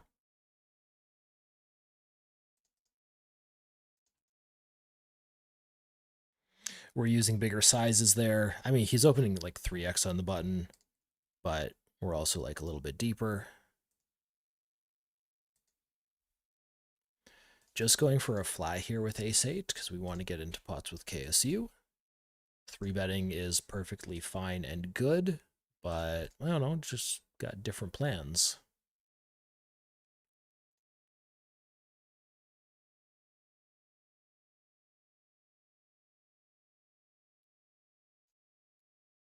And that's a very easy fold.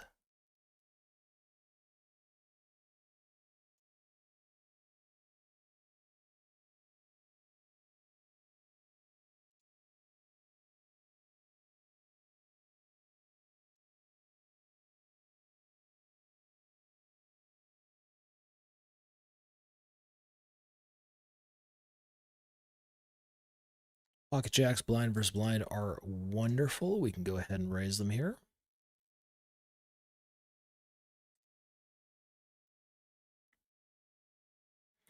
We get a 10 high board.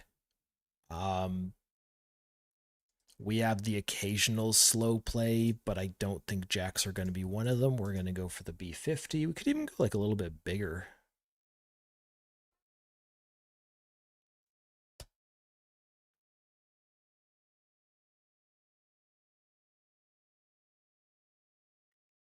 How many times can we have kings in one session? I mean, what you kings? What about jacks? I have jacks over here too.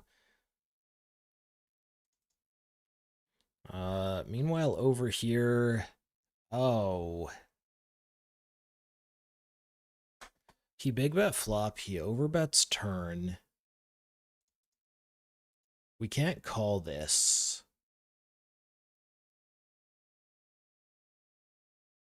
I don't think we can call this for 19. Does he have enough bluffs for like the check raise all in to be decent? Or do we just fold it and be sad?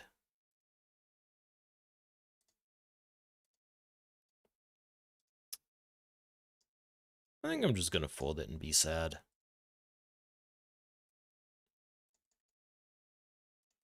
What's up, new master?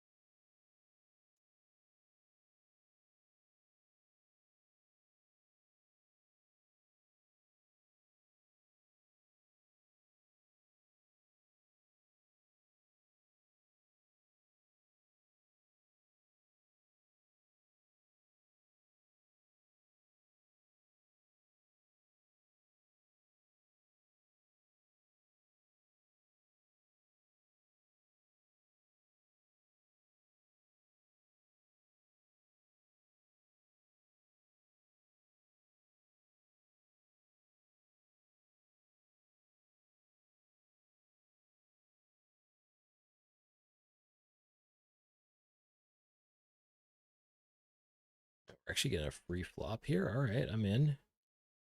I'm no longer in.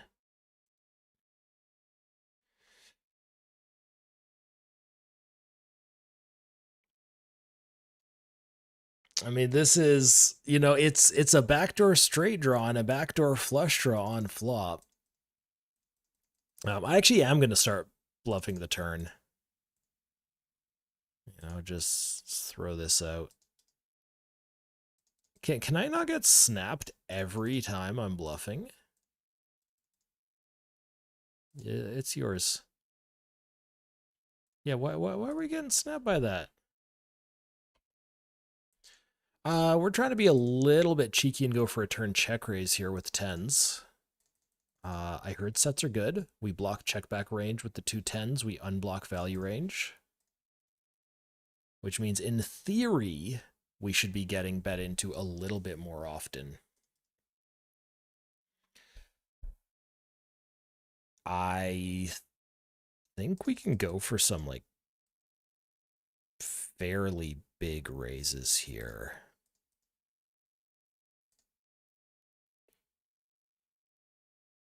Yeah, I'll go pot. Maybe even go bigger than that.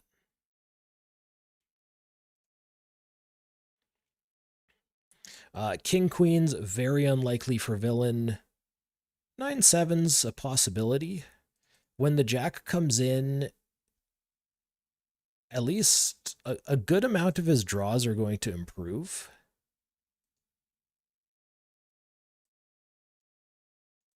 Not necessarily improve to beat pocket tens, but improve meaning if I check to him, his nine or his jack nine, won't be bluffing. He'll just go, ooh, got a pair, and click the check button.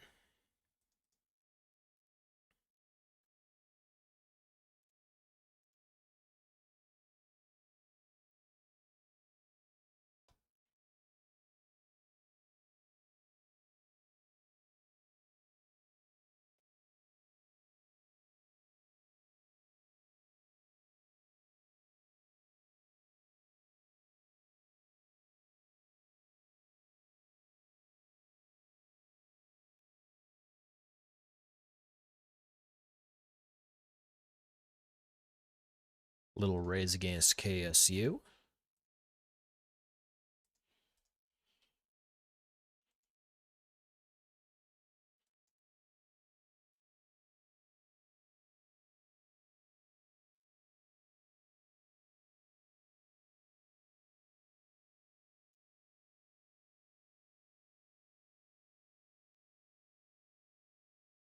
Okay, we want to be c-betting a lot against Sauron, and under pair to the board, I think, is a reasonable candidate. If we have something like, eights or nines there, we're not necessarily as excited to go for those c-bets.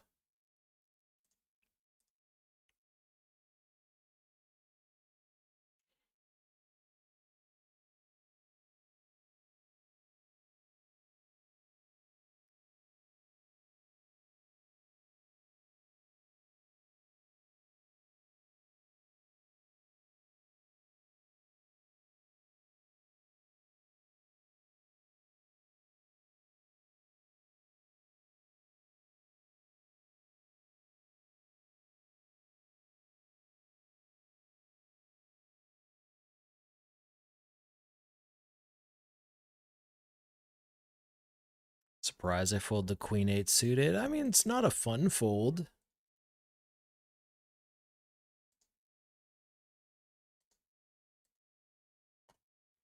Okay, ace king against Jerks. We're just gonna go for the small bets on flop. What on earth is going on here? Little mini raise. Maybe misclick or misread the action, maybe not.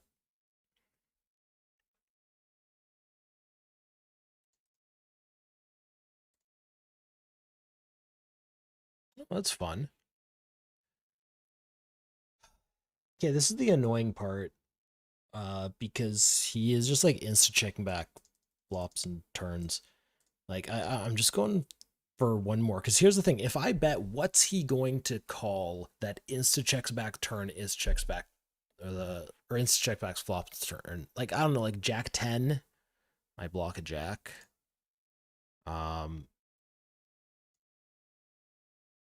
Like, I don't know, King 10. Okay, I guess we're chopping.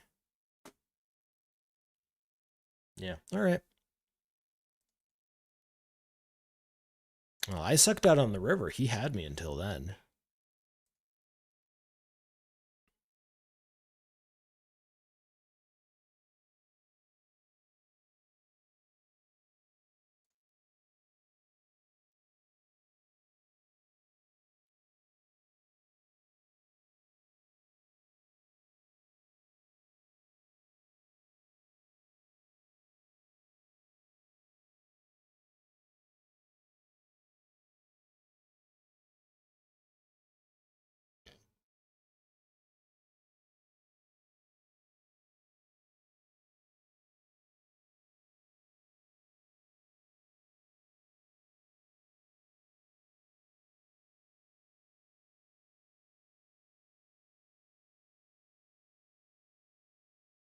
Okay, we're going to start off with check call ace 4.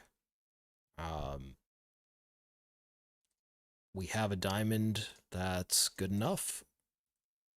And then on double board pair, I'm actually going to lead this one. This is an absolutely obnoxious spot, by the way.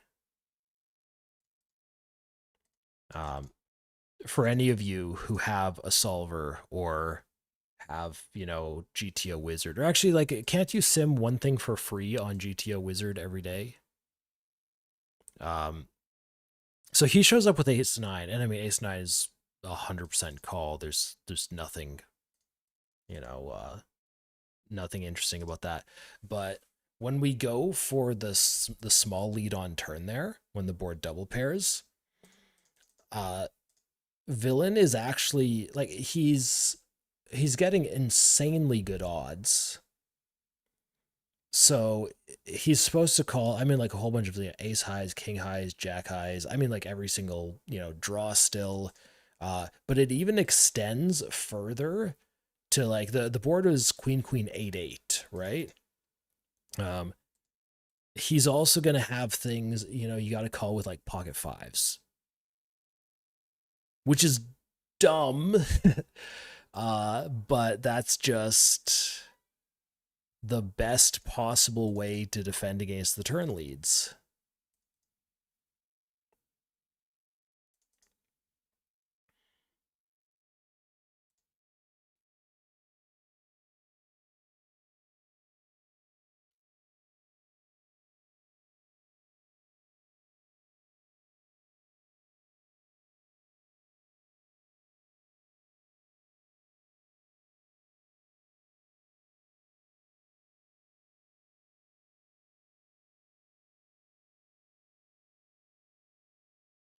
KSU just doing KSU things, just flat and a lot. He leads.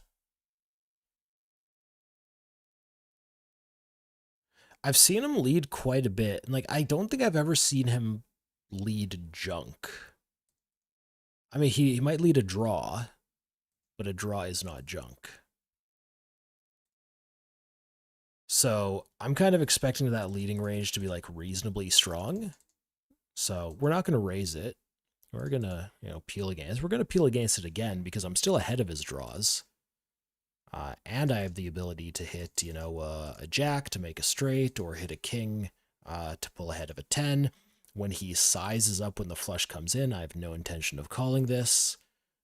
This and the queens, like they do well on the checks.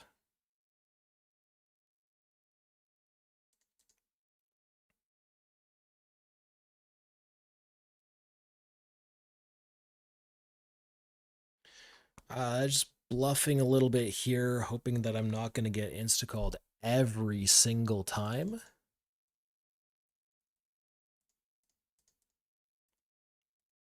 One more. Yay, we didn't get insta-called every single time.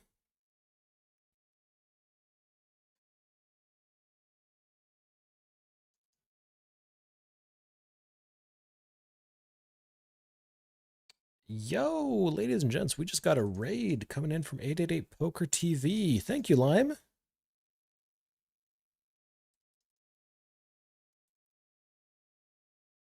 So that must mean what our Reading coverage is over for the moment. Did Nick win it all? Nick might have won it all. I hope so.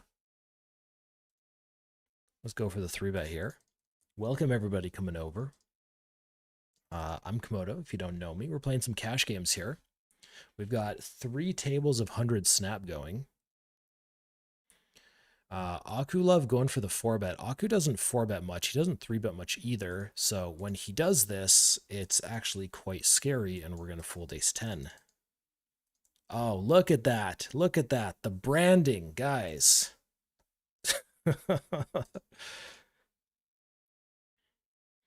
What's up, Smokey, Piano Cat, Lime Ricky? Good to see you guys.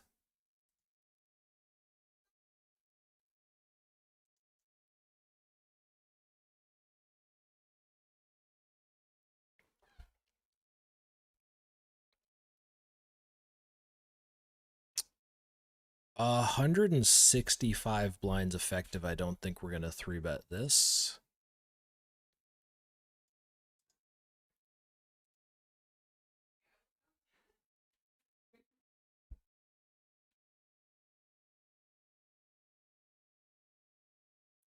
No C-bet is a little bit, I'll say, unexpected. We're going to continue checking the ace 10.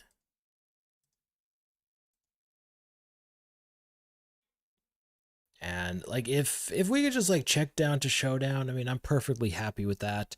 I don't think I'm going to be calling the delay. We no longer have, you know, backdoor flush draw possibilities.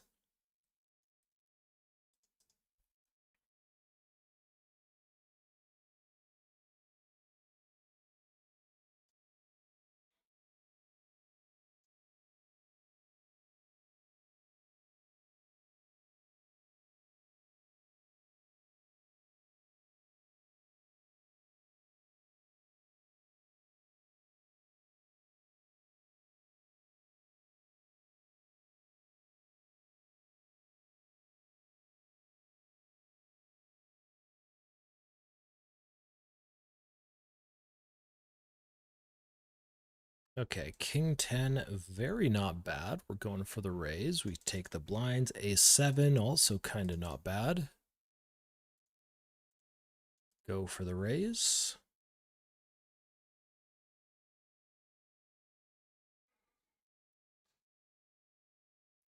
Versus 11, we're never going to fold the A7, but we are going to roll for the occasional 4-bet. And actually, before I do that, we're going to go for the call. Flush draw is very nice.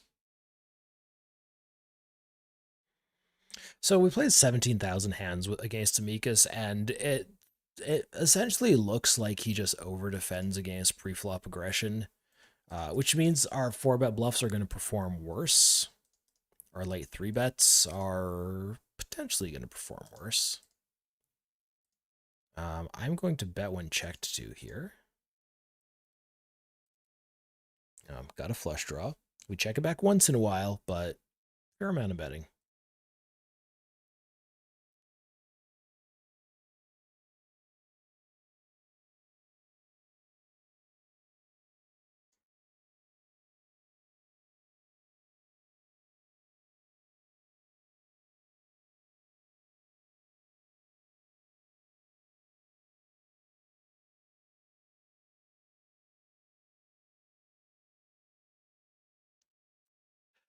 I don't think I want to squeeze Queen 10 against the Jarek's MP Open. I mean, KSU is going to be coming along with a whole bunch of stuff, so super happy to squeeze against him. It's just the other guy, and we're stuck in the middle here. KSU putting us in a bit of an awkward spot, but I think it is like a pretty clear call. If we get raised on flop, then, you know, things become a little bit more complicated.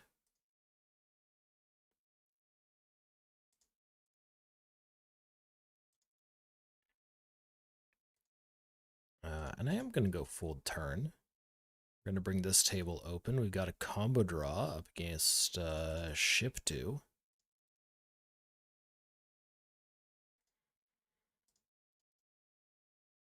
And I think I'm going to go ahead and take check on this turn. So, you know, we're not giving up our hand. Our hand is amazing. Or, you know, has the potential to be amazing. All we're doing here is we're throwing some draws into a check call range.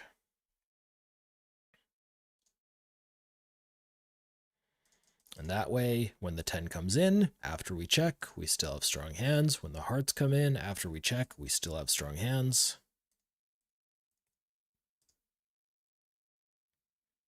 This is swing and a miss on everything, but it just goes check, check, and we win. Because ace-queen has some showdown value. He showed 10-9 for a missed straight draw.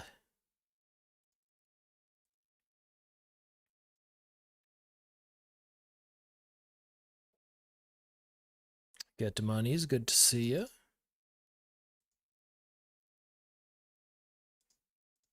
Let's go ahead and raise some 4s.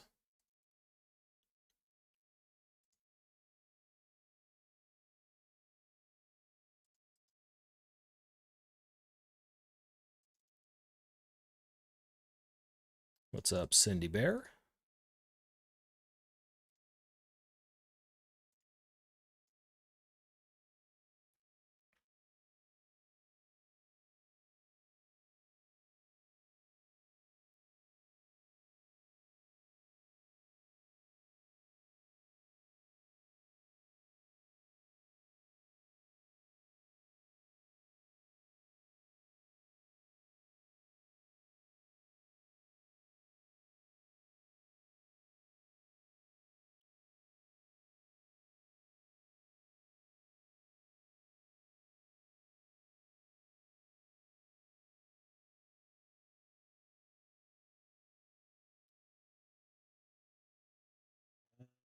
Not a relevant note on BMW. I'm going to start this one off with a check back.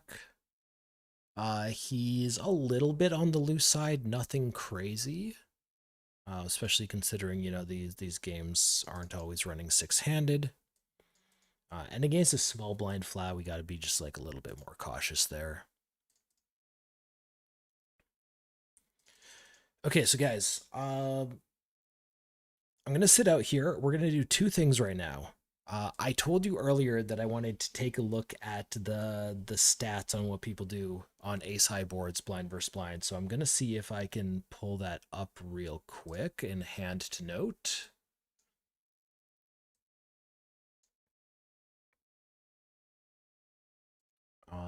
Run this for an alias of all players. No, we don't need this year. We can go all time.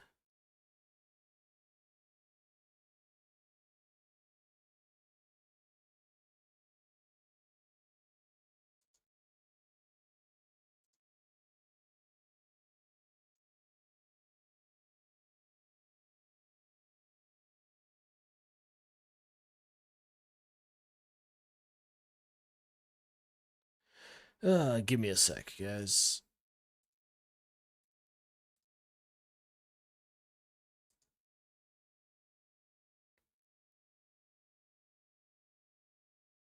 Okay, let's do. Is it this view? Yeah. Okay, so here we have my hand to note. What we probably want to be looking at is small blind versus big blind. We want to go skip c-bet and check fold. Oh, right. Comes out on this side. I have a giant widescreen monitor, so this all looks perfectly fine to me. It looks a little bit weird on the stream. And then if we look at boards,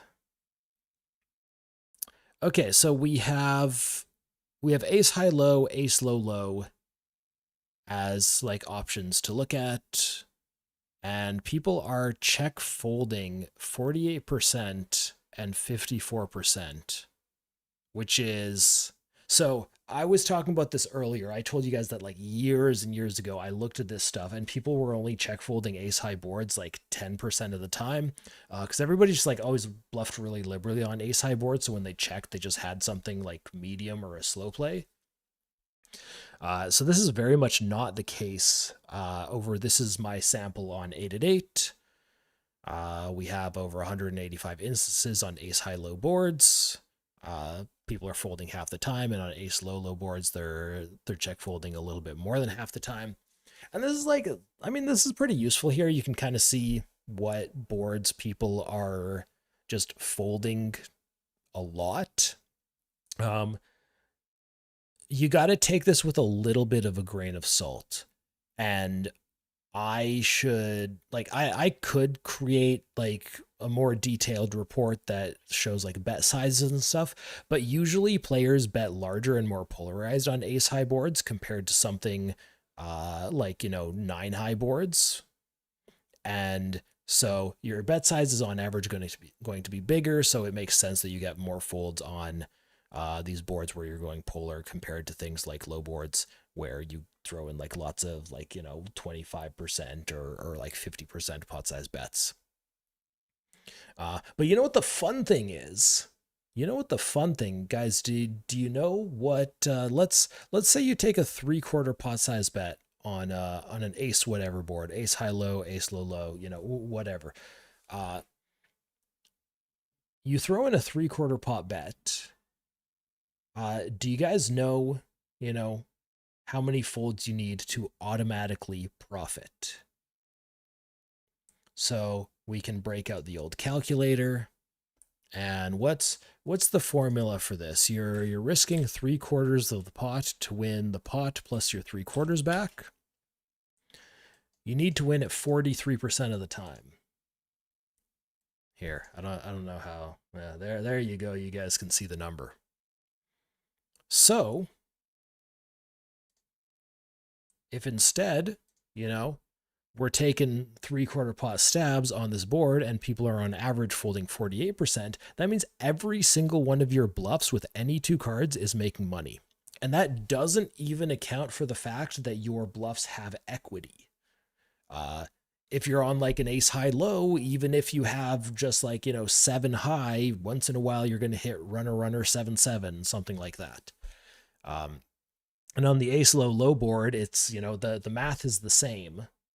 You can auto profit, but here the fold frequency is even higher on like high low boards. So think like, you know, king queen 5, you know, queen jack 3, you know, those types of boards. It's also above 50%. You can just attack these boards like crazy liberally.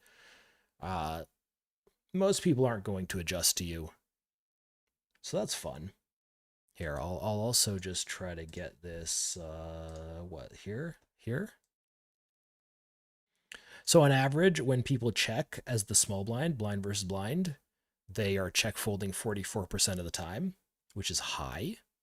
So people check fold too much. You can stab, you can attack, and you got a little bit of breakdown by various boards. People also fold monotone boards a lot. Monotone boards are usually ones with small bets. So if people are folding 46%, if you're throwing in like 33%, then you're just making like boatloads of money with all your stabs, which is wonderful. Um, so piece of little piece of pool data there. I am now going to remove this from the screen. And okay, so guys, I am going to take a quick break now. We've been streaming for, yeah, a little over 2 hours. Let's take 5, stretch your legs, grab a drink, meet back here and play some more poker. Be right back.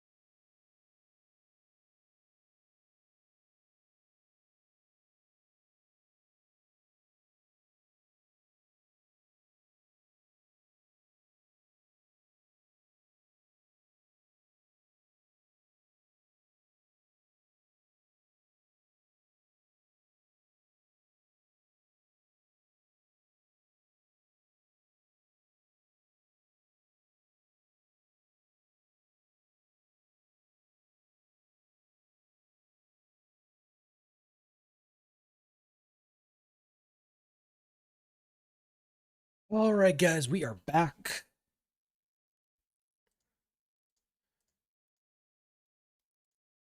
Oh, got tons of people in this pool right now. Hell yes.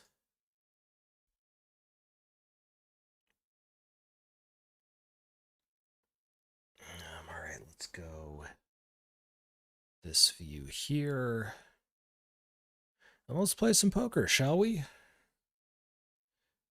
Defending via call against Ross Miller. Backdoor straight is not enough to continue against C-bets, especially bigger ones like that.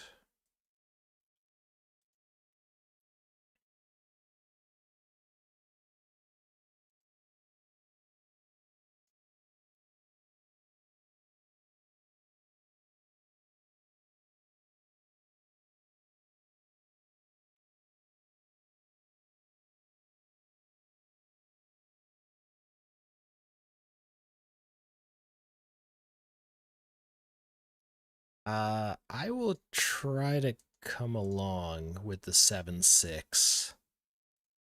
It's min raise and then he clicked back.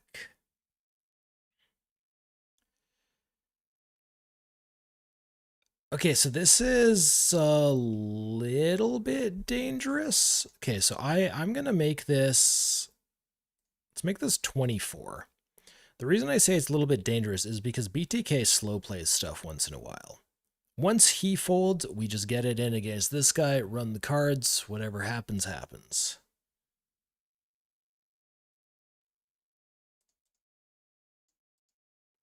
I would have preferred to, have the better hand, but you can't always get what you want. For 40 BBs, I will take the kings over jacks. Meanwhile, here against Oglum, I'm going to check my nines.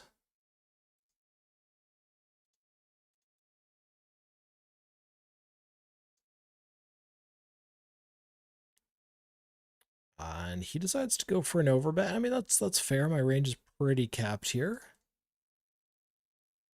And it's going to work.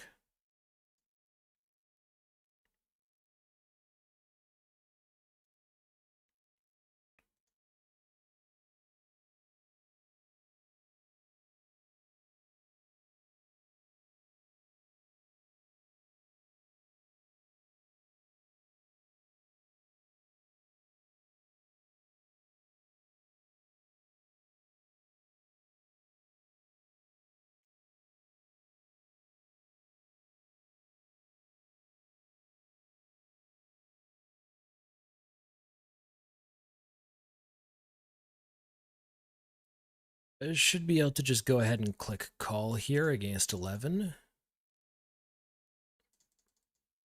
Then we'll see what kind of bet size he uses if he's going for bets.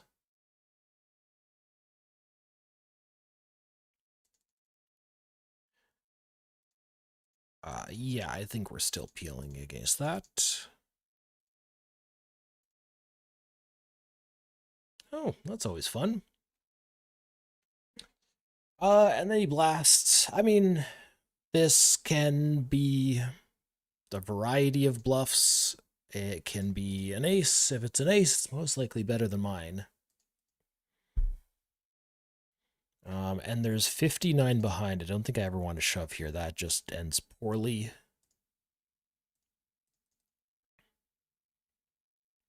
He's going to follow through with everything on this river. So, I mean, maybe if he hits a king, king, queen, he checks it. But any type of like jack tens, any type of, club draws, 6-5s, they're all following through. So we just have a call. See?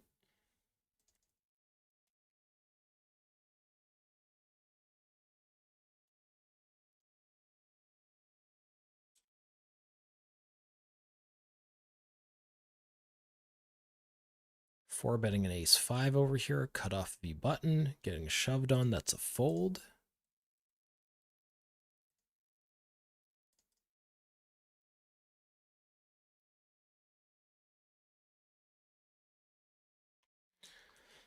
All right, we're back to getting dealt kings a little bit. 150 blinds deep with the button, 100 with the big blind.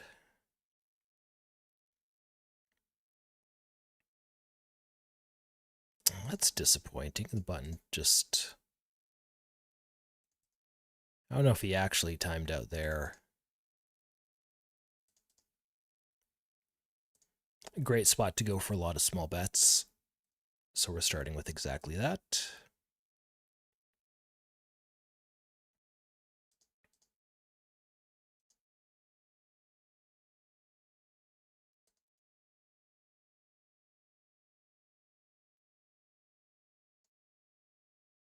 We're going to keep going. We're not going to use an overbet size on the triple connected low.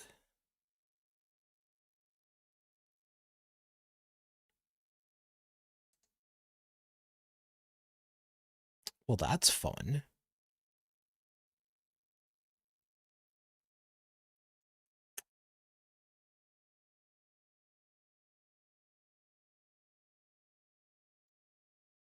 I think we're going to go block on this river. So like the same way we didn't go huge on turn, you know, when things like straights and flushes come in, usually we size down. Going to go ahead and do this, and we get raised sometimes. Top set's not folding. No reason why he can't have a bluff here. Pair plus diamond, ace high plus diamond. When he's taken the size this big, he's probably not going worse for value. But yeah. Yeah, there we go.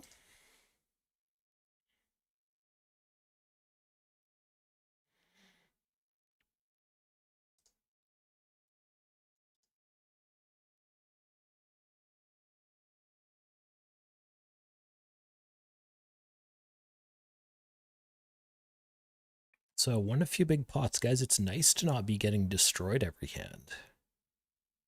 It's, in fact, often one of my goals in poker to not get destroyed every hand.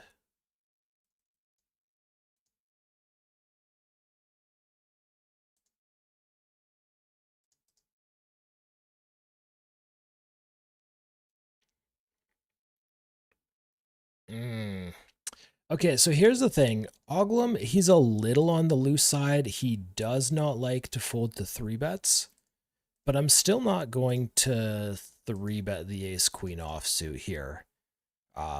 His PFR is not that high. I mean, his VPIP's not that high either. So it's not like he's, you know, a 60 VPIP dude just playing everything. And also, we're like 250 blinds deep. Whoa. Okay, well, we're going to fold this. But what on earth? Okay.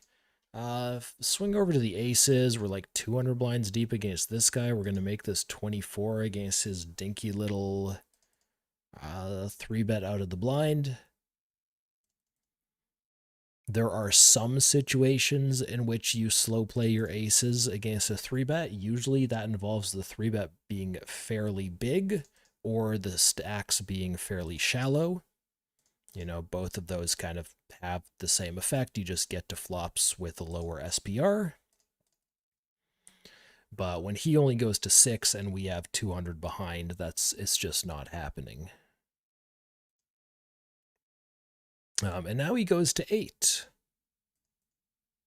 which is, I mean, a little bit more of a reasonable raise. I'm also going to 4-bet him again here with ace-king, using a little bit of a smaller size because we're not quite as deep. And call it off, see what happens. We're looking at kings, so we need an ace on the river, or an ace or a jack. We got outs. Hey, there we go. We got ourselves a chop. The 10th card to come out. You couldn't have made it easy. You couldn't have just been like, you know, ace queen 5 on the flop. No, you had to make it hard. And then now it's my turn with the kings. And once again, KSU is playing.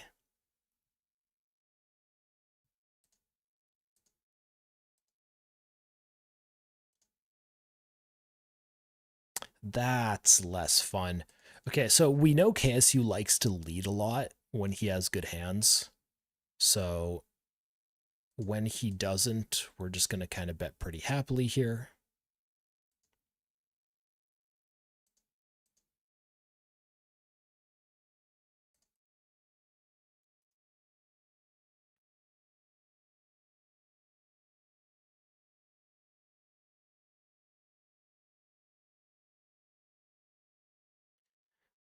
Going for one more barrel here. The 10 is a slightly below average card to have, but I think this should still work enough of the time. There's a lot of low stuff that we're unblocking here.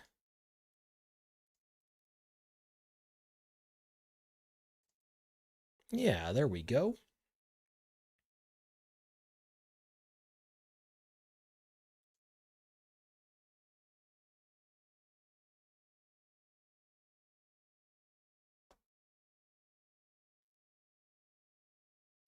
$200 blinds effective. We're not going to be 4-betting here.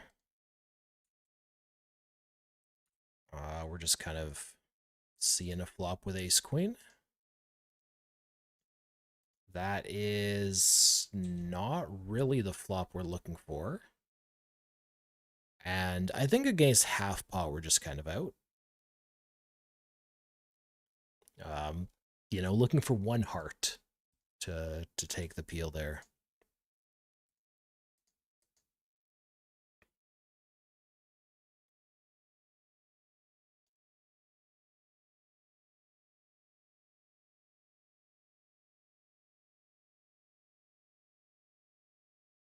Yeah, I'll take this raise.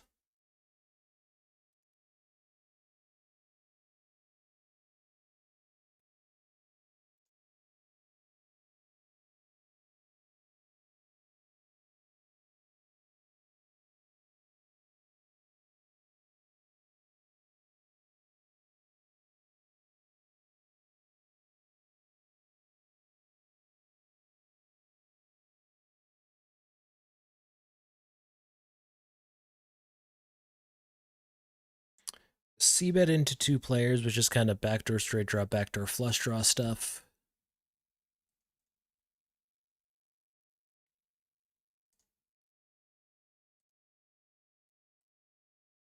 Get called by Oglum between the 2 players that are considering calling. He's, technically supposed to have the stronger hands. I think just check back on turn. Looking for a bit of something nice. And this is I hate this. It feels so bad. I'm just gonna check back here. I bet the river, he's not gonna fold a single pair. If he has high card hands, queen high, and he's not bluffing them, then, a maybe slightly missed opportunity for me. I have no expectation that he would fold that.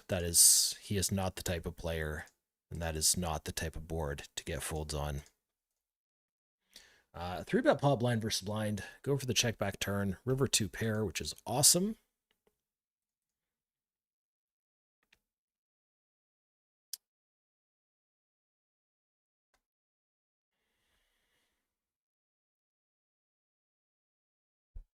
So we went for the B25 on flop.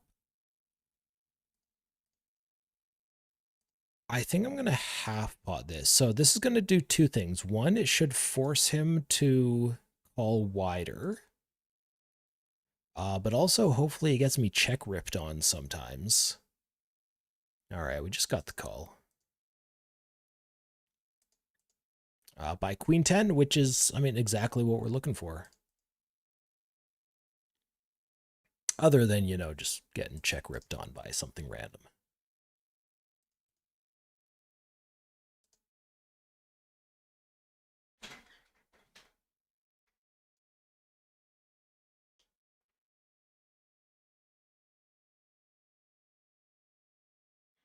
So Akulov going for the raise. We're going to 3-bet him. Over here, just flatting ace-queen. Getting into a multi-way pot with Oglam. My multi-way flops have been horrible today.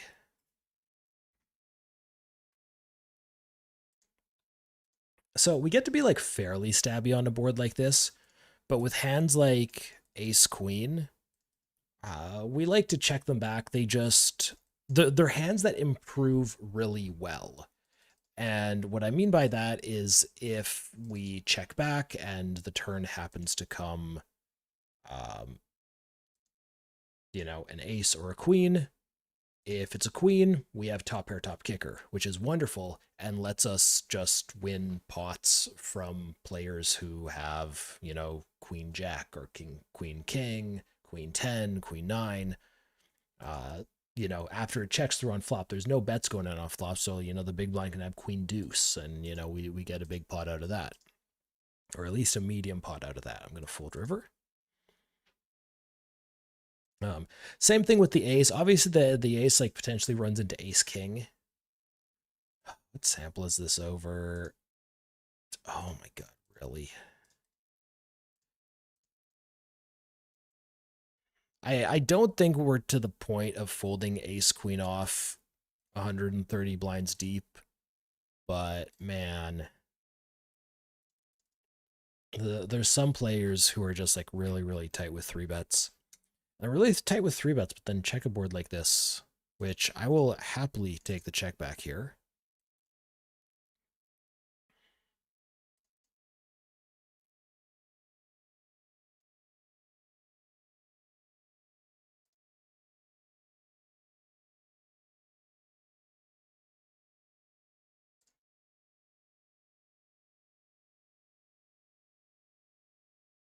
I'm going to go for a bet on turn. The idea here is when he checks twice, he still has me beat sometimes, but it is less likely. That's essentially it. We also have a holding here that, I don't want to see another club on the river. I don't want to really see a jack or a 10 on the river. There's lots of stuff that I don't really want to see there.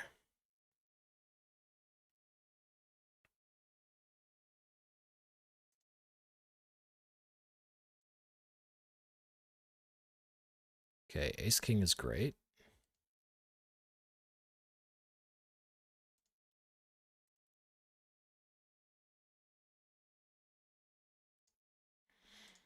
Looks like we got raise joining the games.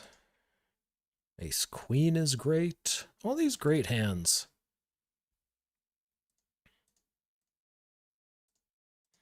This is one of the things I really love about fast fold poker.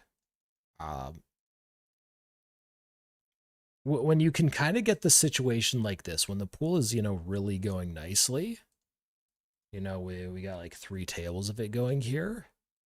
You get a lot of really nice hands. Why is Aku raising me? Aku's a reasonably aggressive check raiser.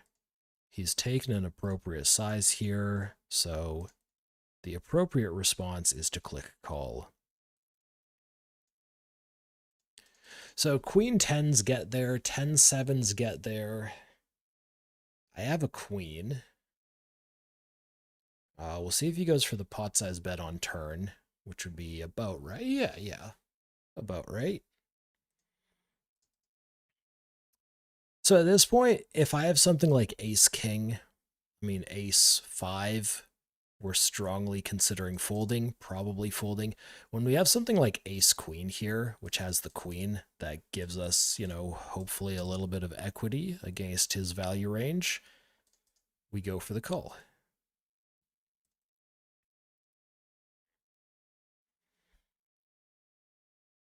And then we'll see if he follows through. My range is completely uncapped here. It's worth noting. He goes for the follow through. Now, I have a blocker to the straight, which is good, but also not that good because his range that he's representing isn't just, queen high straights. It's also jack high straights with the 10-7. It's also sets of nines. It's also ace jack. It's also ace nine.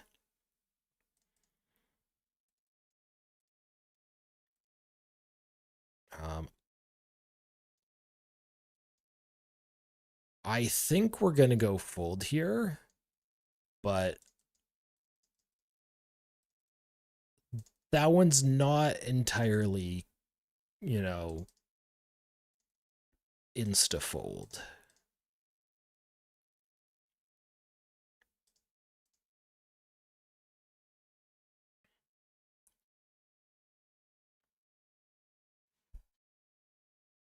Just got a top pair here.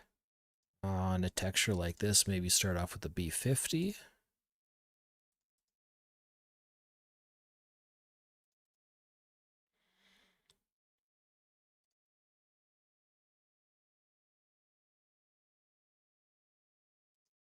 I think we go for checkbacks with like all our medium kings here, medium or bad kings.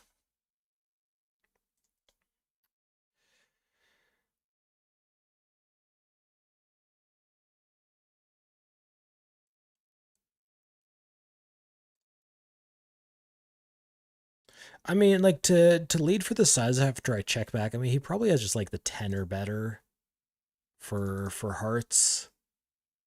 I went for half pot. I don't know. You just got to turn a bunch of like sixes and deuces and stuff into bluffs. Yeah, all right.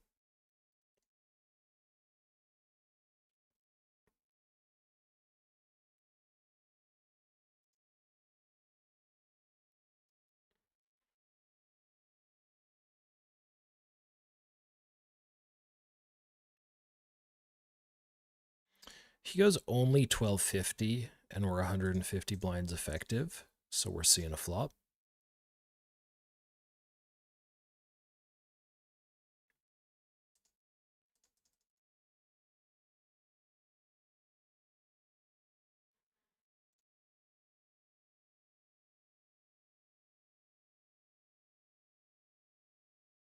We have I'm going to go ahead and call it a pretty bad gut shot on flop. Pretty bad gut shot on turn.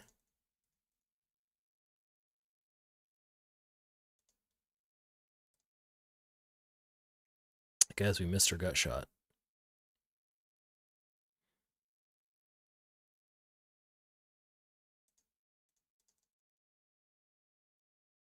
Now, we can't bluff catch with 8 high. We probably can't reasonably represent a raise after checking back flop, checking back turn.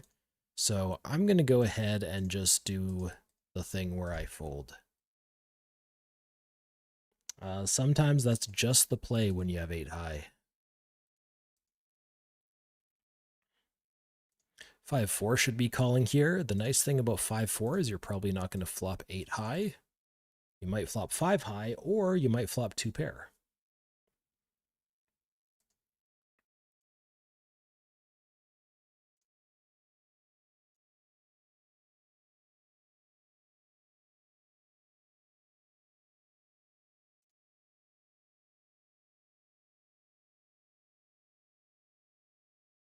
It's a gutter over here. Oh, that's fun.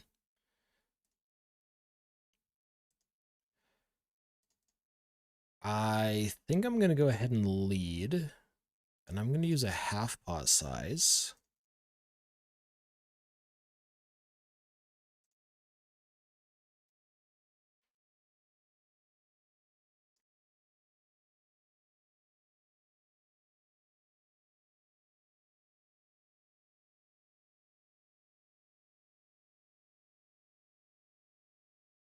Looking for a 3-bet against Amicus here.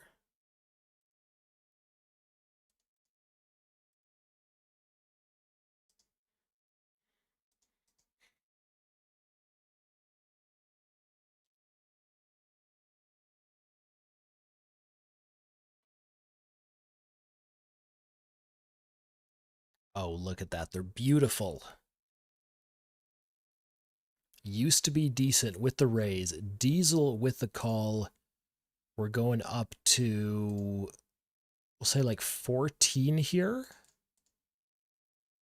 Ever so slightly bigger because we're deep.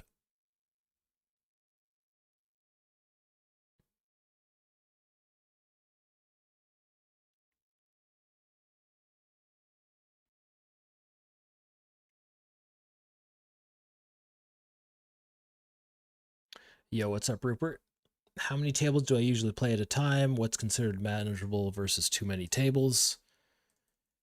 So my limit is usually for fast fold tables, I limit myself to 3. For regular tables, usually 6. We've got a 3-bet here.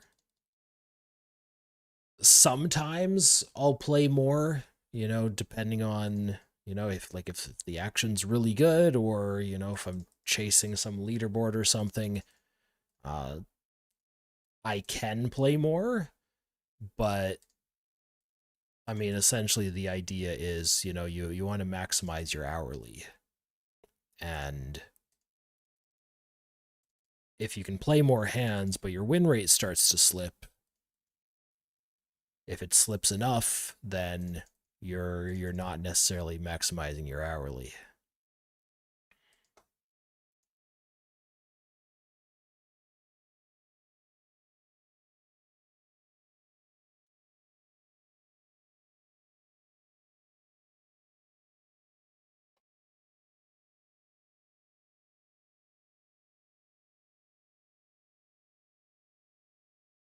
Okay, Ildragu going for the check back here. I'm going to continue with the second check with the ace 4.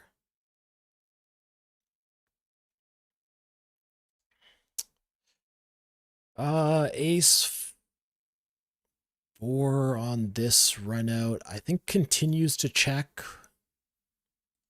We should block a little bit of his check back range by having an ace. Maybe that leads to him bluffing a little bit more, but no, he just has the ace anyways.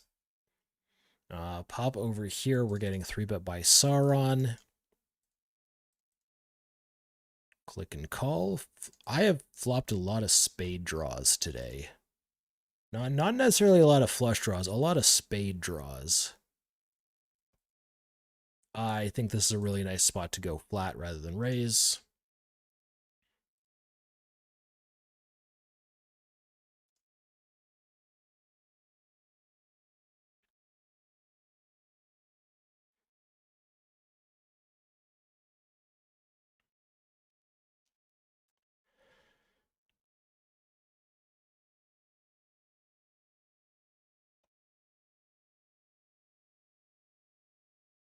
It's not really what we're looking for on the river.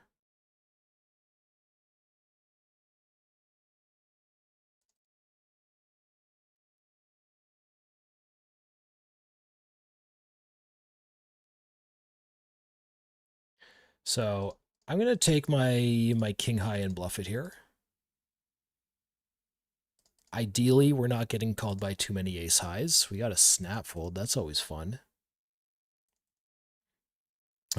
I think king queen high is right on the edge there of what you can just check back. So it's like, if I had like an ace queen high there, we just like snap check it back. We're still beating a lot of things, wonderful. When you start getting into like, things like king high, well, you can check and still beat like a couple things. When you go, to queen highs, you're probably not beating anything.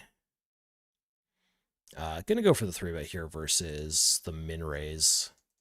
Though I probably should have added like a buck for the stack depth. That's my bad.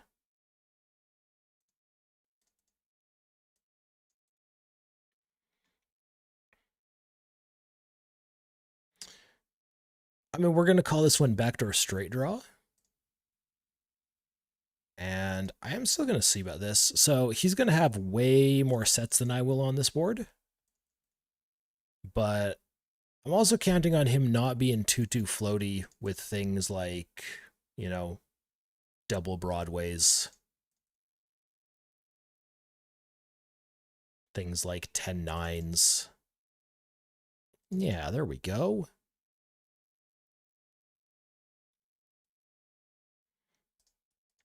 And that's like, it's been so long since I've seen charts for min raises. But here's the thing. So even against like a 3x raise or like a 2.5x raise, I'm fairly sure you 3-bet like some queen 8 off. So it's not that far off. But also typically when people are min raising blind versus blind, they are just like way too weak, so you can just, you know, you can get away with a little bit more. And that time we got away with it, which is nice. So I min bet this flop against Diesel. I'm going to keep going. Nothing crazy.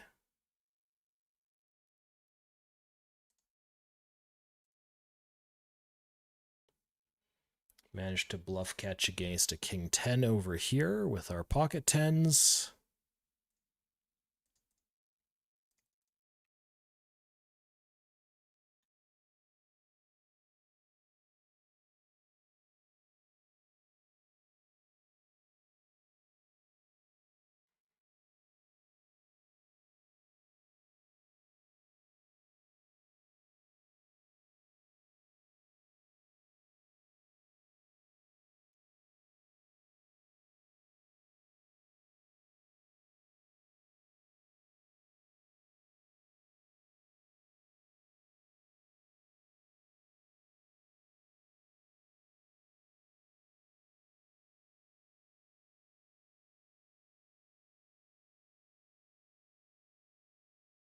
Okay, so we got called twice here. Hit second pair. Nothing special going on with the second pair, so this is just going to be a check. Colic, I mean, he's 26, 17, 7, so this is going to be a check back, but hold on, guys. Detour here. We're going to make this 12. Now, here's the thing. We're like super deep stacked with Oglum. When you're like 100 blinds deep, you can make it 12. As you get a little bit deeper, you can like tack on, you know, a big blind here or a big blind there. We actually got a low roll. We're gonna go check here. So you can make your eyes a little bit bigger to account for the fact that, you know, you're a little bit deeper. You don't necessarily want to.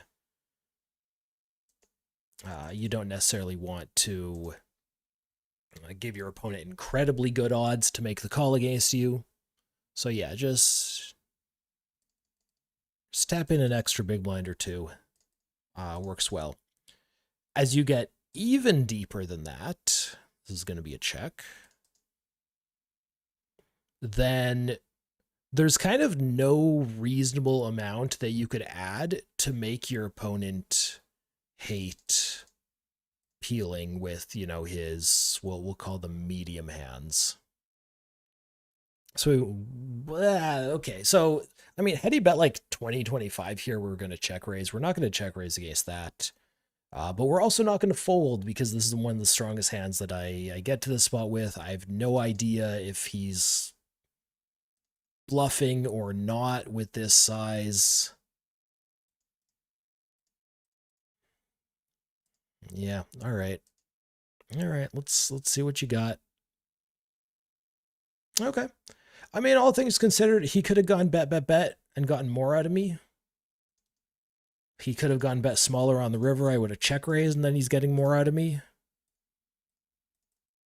But, I mean, if we run our aces into a full house, yeah, we're having a bad time.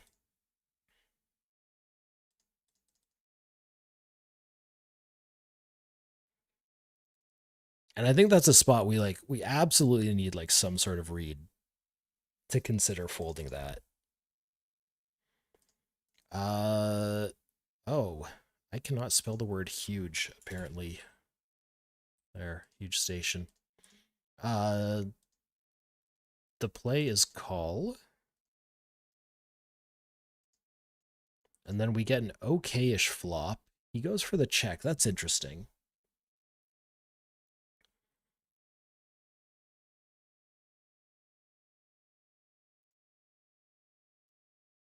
I'm going to go for the bet. Now, if he check raises, I mean, if he like min check raises, then, you know, fine. We'll see a turn.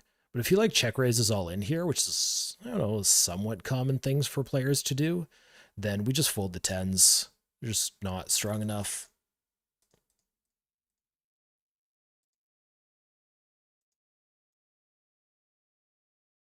We're going to go for the check on turn. And that's a fairly good run out for my range compared to his. And he bets anyways.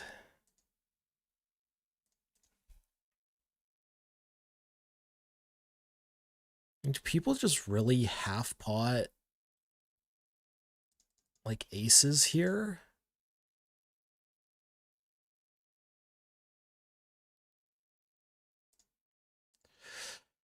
All right, fine. No, it's jacks. I mean, we obviously care if it's jacks because, you know, it's a hand that beats us. But like, if it's just jacks, he needs like literally one combo of a bluff, and we're fine. We're just perfectly fine, in terms of profitability on a call.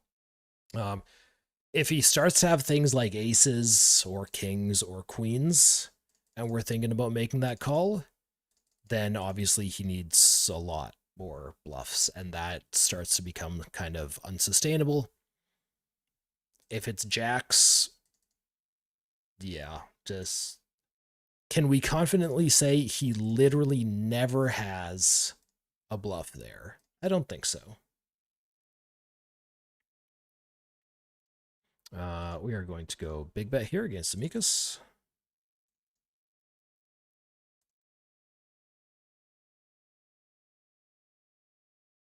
Oh, king is fun. So what did we do? We went big bet on flop, so we probably go 150 on turn. Like, literally every time. And then unimproved look to check back the river.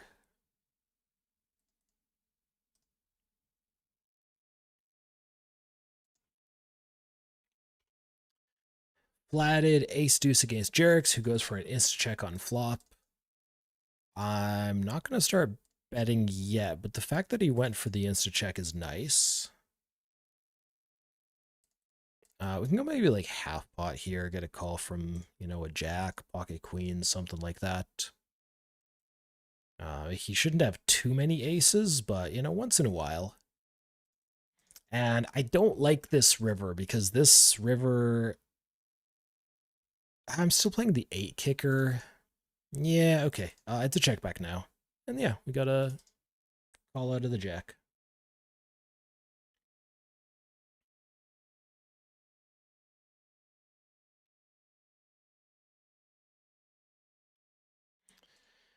So can defend 10-9 against Diesel, and 10-9 is often... okay, well, that was weird. 10-9 is often a 3-bet, but we go for the call here for two reasons. Reason number one is his opening range on the button is significantly tighter than it should be, which means we're going to perform worse with our 3-bet bluffs, which this would definitely qualify as. Reason number two, I don't necessarily expect him to be playing, you know, perfect pre-flop strategy, especially with the fact that he's crazy tight. But if he happens to 4-bet at any sort of a reasonable frequency, then hands like 10-9 really, really suffer because the 4-bets are probably just going to be 4-bet all in. And so if you actually look at charts for like 40 BB play, which even if you're playing 100 BB, buy-ins, you should at least browse them a little bit because there are some players who are just going to be buying in for 40 BBs, and you don't want to be too punty against them. It's not the most important thing in the world because usually players who are playing short are recreational players. But there's a few guys out there who play like a kind of somewhat solid 40 BB game.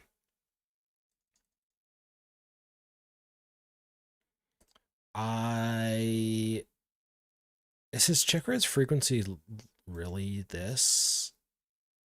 Caller out of. Yeah, we just fold against that. Honestly, just. Oh. He needs to be check raising so much more for me to consider calling ace king there.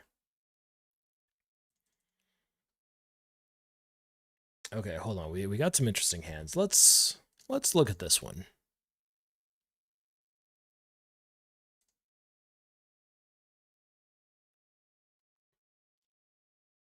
All right, reasonable spot for a big bet. Okay, check raise is a bit over a small sample. I like that. Okay.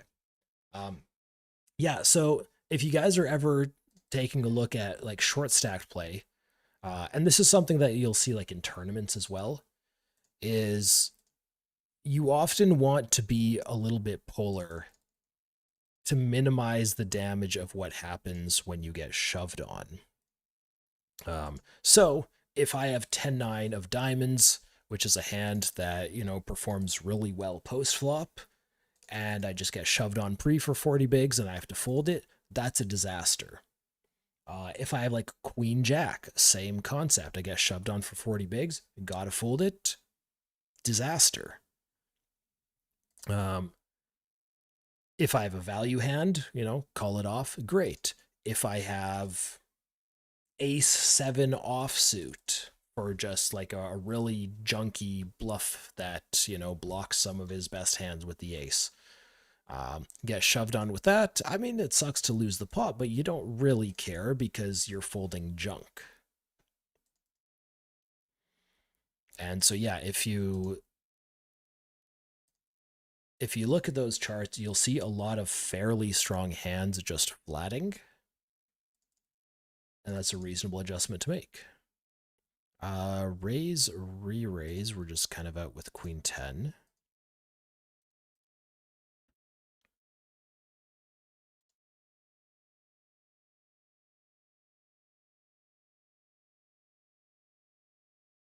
Oh, my OBS is dropping a few frames.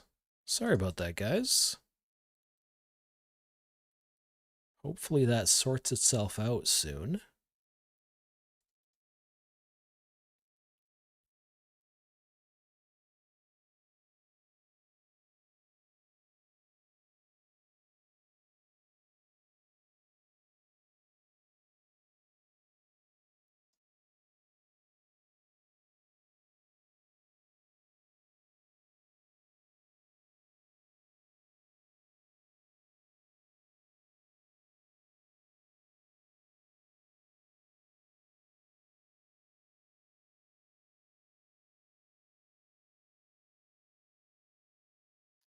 Raised a little bit loose pre here.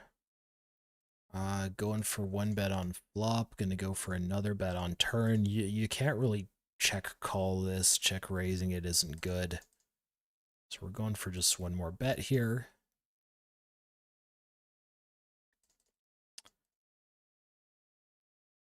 We beat a 7. We beat a queen. So I think we're just still gonna go medium. Obviously there's full houses, there's flushes, but like I think our hand can be worth a medium bet. There we go. Get the snap. Trips. Ooh. RH, you've been studying positions and ranges quite a bit. Where should you go for your post-flop studies? Okay, so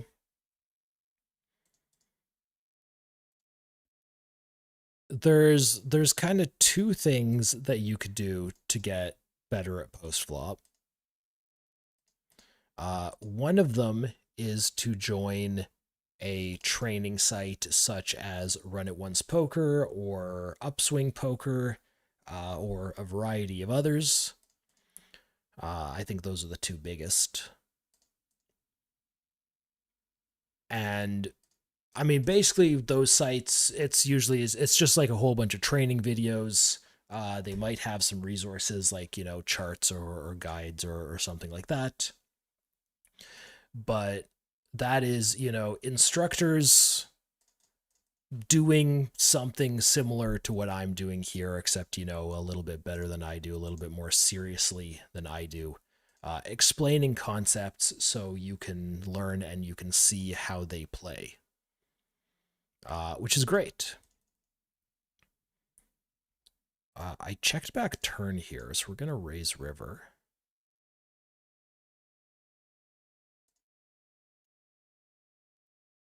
We're going to raise a bit like this. Another resource that you can go for is... Really?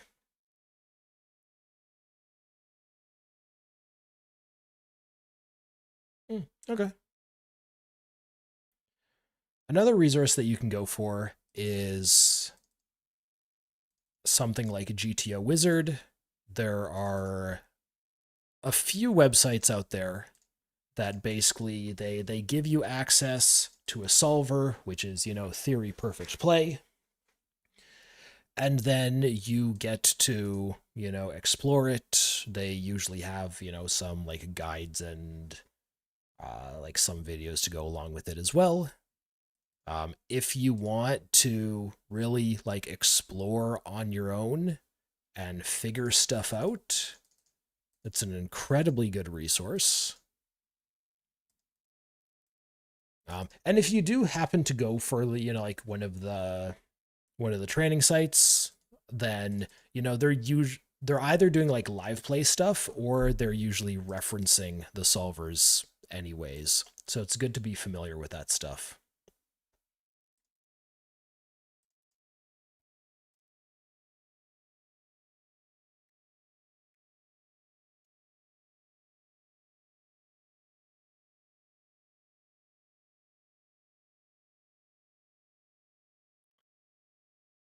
Uh, let's go flat here. We got a couple blinds we really want to play with, and we don't get to play with any of them. That's disappointing. Pretty straightforward call on flop. What's up, Nero? I haven't updated that thing in months, so yeah, I just took it down.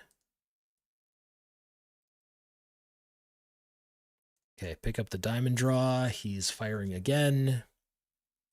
He's usually like fairly strong when he does this type of thing, but hey, nut flush draws are good, right? Oh, that's interesting.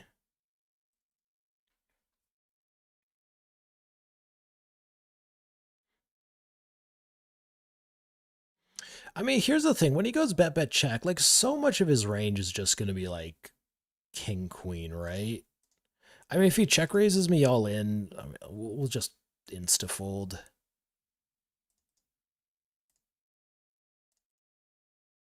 But like, I'm hoping we can get the king queen, the king jack, the king whatever calls here, and he has king 10 off, and we get the call. Perfect.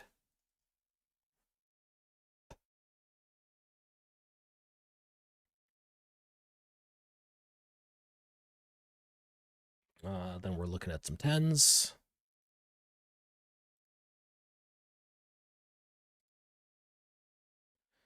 What is this? Min raise plus call. We're going to squeeze up to, say, 14. If I'm remembering right, Oglum does not like to fold much, but looks like he's going to fold this time. We have an any two cards steal against Diesel because he's far too tight.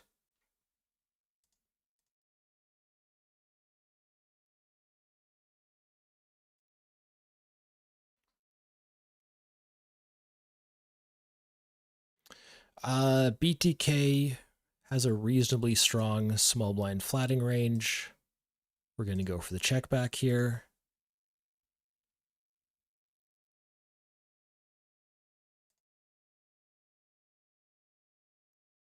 He goes small. We're going to call this kamikaze. You guys just open shoving on me for 27 bigs.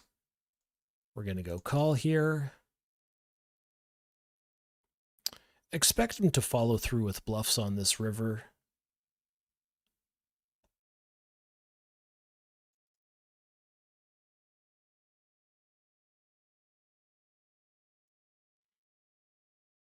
Well, that's a bit tougher. I still don't think I'm leaning towards fold, though.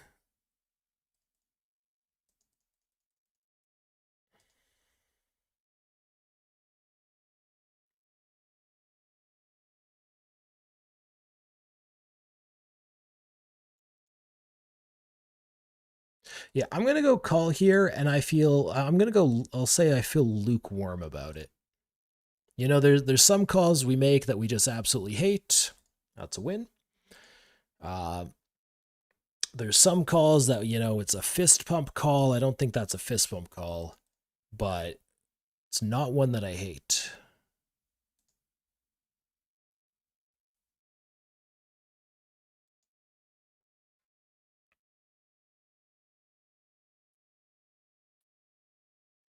Just gonna go flat here with the ace queen. Like, squeezing it against under the gun plus small blind is kind of mediocre to begin with, but this small blind is really passive with his 3-bets, which means his small blind flatting range, especially against 3x here, will be stronger.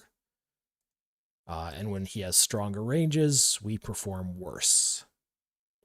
Don't know anything about this guy, though. Apparently we've played 60 hands together. Sure. And bet plus call. We're just going to get out of there. I'm going to keep this hand going right in the corner, regretting my life choices as there's a queen on the turn. But, I mean, basically I just want to see what Colic is doing. I want to see if his ranges make sense like I expect them to. 6, and see, this is first, dude, you just, okay, fine. There's flush and straight possible. Okay, fine. You can check back your set. But okay, so here's the thing. We have Colic, who is playing, the HUD kind of went away here, but he was playing what, like 26? Yeah. Here he is, 26% VPIP. Why is the 26 VPIP guy flatting 6-4 suited in the small blind against a 3x? Like, that's just absolute nonsense. Will this grab his last hand? Nope. Let's not time out there. I timed out on one of my tables. I don't even know what I had, but we got queens against Mikas. Quick little stat check on him. He's a little bit on the tight side with his cold 4-bets. That sucks. We'll go call. And then we get the ace. And so the thing is, when somebody's on the tight side with their cold 4-bets, they're going to have fewer pocket 10s, pocket jacks. They're going to have fewer king, queen, king jacks. And then, like, his entire range is just going to be amazing in this spot.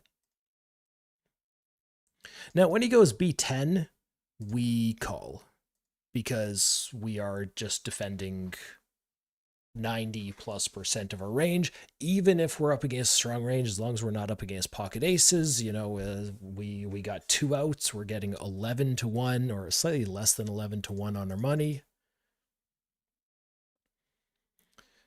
He's going for the small bet again. We are going to call again.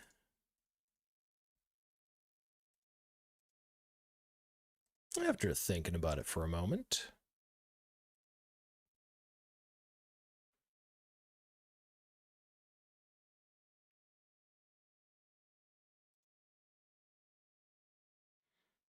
Okay, so he goes bet check. I have no intention of betting this. I mentioned, like, if he's a little on the tight side, we expect to see, you know, less king queens, less pocket jacks, pocket 10s, but that doesn't mean that they're, like, not going to be in there at all. We're going to go ahead and take the check back here. If he has an ace or if he has a kings, then, you know, nice hand. We have absolutely no chance against the ace queen. Unfortunately, we were drawing dead on the turn. But we didn't put in much.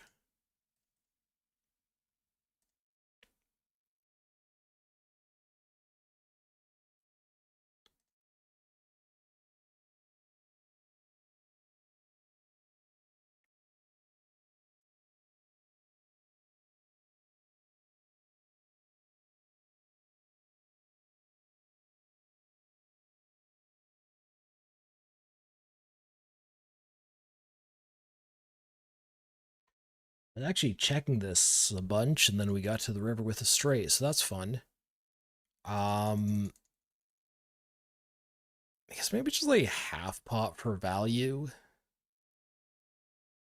Like, I don't know, maybe he has like an ace five. He goes for the raise. So I'm not going to re-raise here. So I think my re-raise should just basically be flushes. But I am going to go ahead and call. He had a bluff. He also just could have had, like, you know, a jack 10 2 pair. He could have had a flush. He could have had pocket jacks. But that's, I don't know, that's a reasonable bluff raise, I think.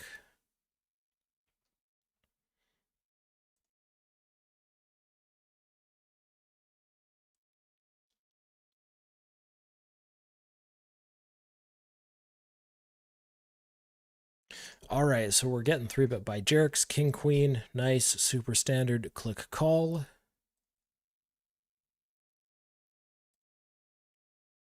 That's rough.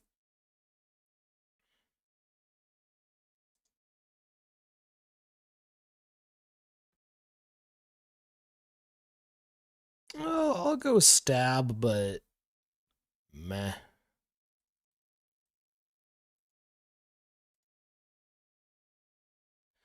All right, over here we have an ace jack against cherry.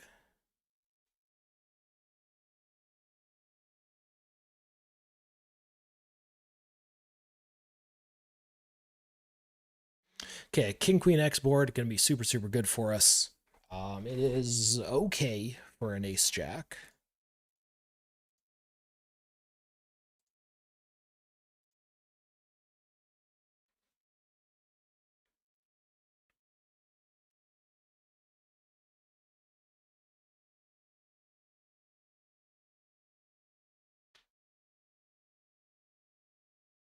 Okay, so we don't block any kings, but that's kind of okay.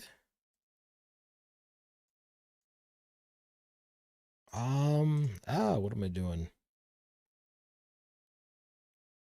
I think we are going to go for the second bet here. And it's a really hard bet to defend against. Because here's the thing. You have this board, and I bet really small on flop. I bet 25%. He's going to be clicking call with, you know, obviously a whole bunch of Broadway stuff that connects, but also things like under pairs to the board, and, you know, things with like backdoor nut flush draws and, you know, stuff like that, because, you know, he's kind of forced to defend fairly wide. And then we get that king on the turn, and that basically takes like that best portion of his range, or, you know, right about the best, which is the top pair turn top trips, and it takes those, and it essentially just goes, you know, there used to be 3 kings that are possible in your hand with 1 on board, and now there's 2, because there's 2 on board, which means that the amount of kings that he can have is reduced by 1/3. And so that means like the top part of his range is really really strong, but it's smaller. The medium to low parts of his range are proportionally larger, and that just makes it fairly hard to defend.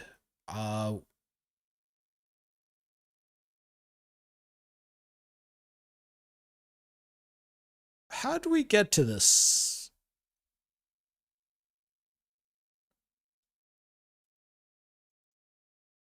Did he 3-bet me?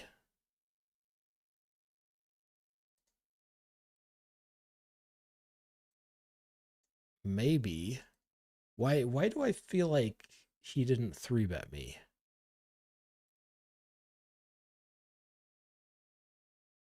Why do I feel like Zemeckis raised, I 3-bet to 7, he called, and then Zemeckis folded?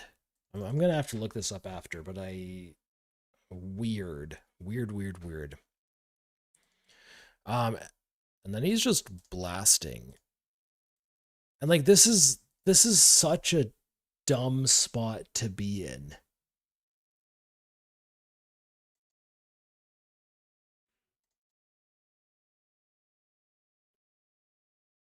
Cause here's the thing, like his line looks reasonably strong. My hand isn't that bad.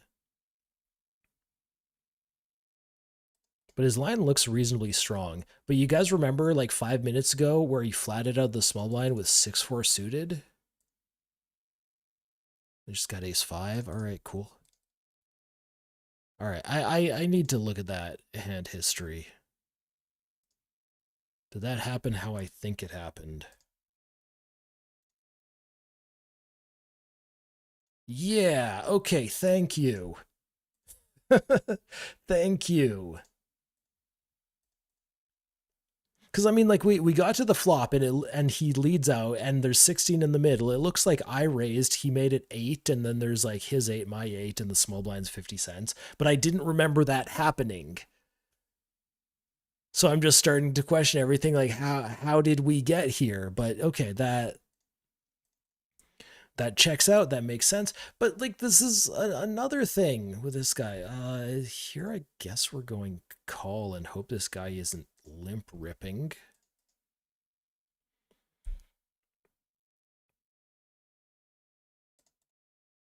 And like here's the thing, it's not even like we haven't played many hands against him. Like this is the guy right here, 950 hands. That's the sample. Over 950 hands, he's been playing 26 VPIP. That is tighter than I am currently playing. I'm playing 30. Yet he's cold calling 3-bets with ace-5. He's calling 3x opens in the small blind with 6-4. Like I don't know what's going on here, but I mean he needs a note or two.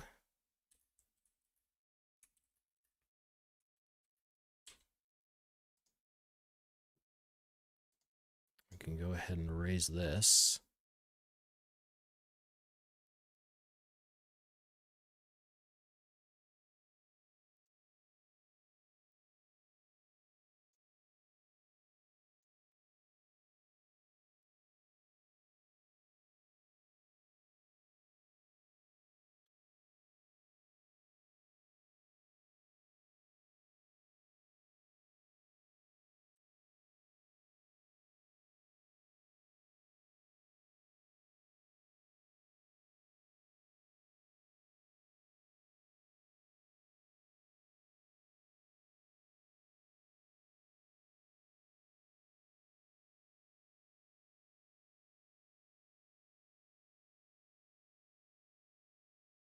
That was up here, right? Let me just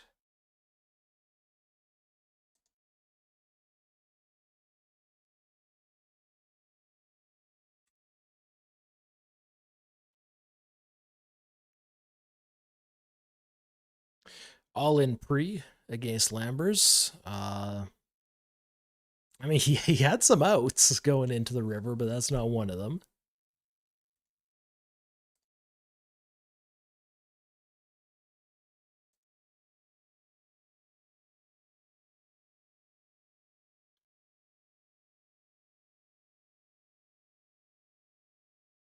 All right, okay. Tens. Tens over here. Three-way, jack high, lots of hearts. This guy's leading. No thank you. Observe the hand, see if we can see a showdown so we can know what he's leading.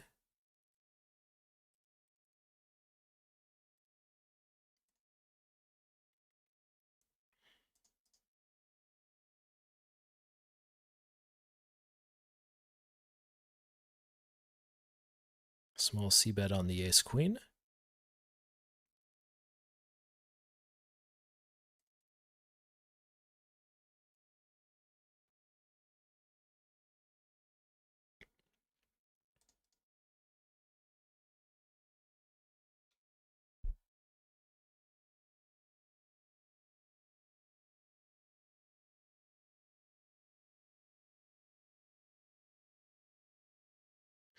Because Oglim like basically never check raises, our C bets here are just perfectly fine.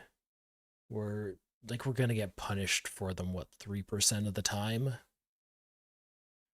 And even then, like it's it's not necessarily a hard punish. Okay, guys, I'm just taking a moment here.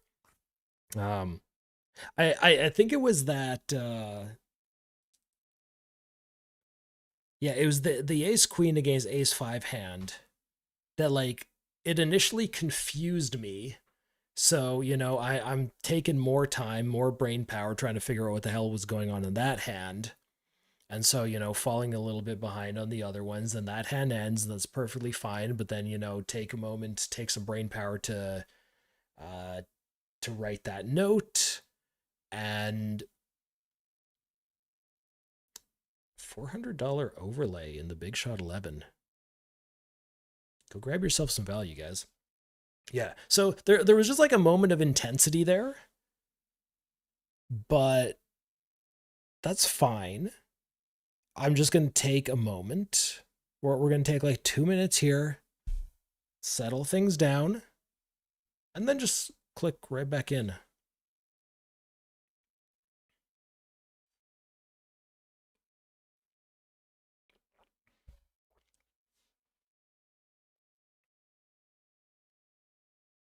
Yo, what's up, Sirdushi? Bad flop. Oh, so many bad flops. Also some good ones, though.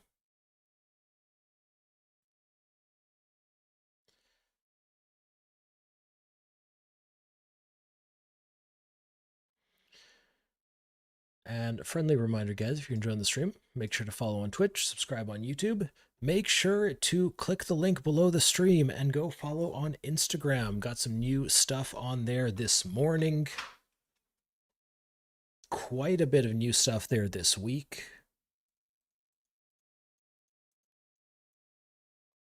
And, planning to put a lot of stuff there moving forward. So yeah, make sure to follow. Have some fun with it.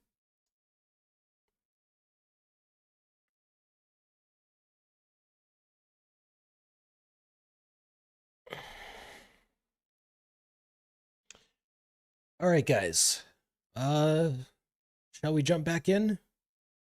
Play for, I don't know, like another half hour or so. I started early today, and here's the thing, like I'll often start early when I have the opportunity to. I like playing earlier in the day.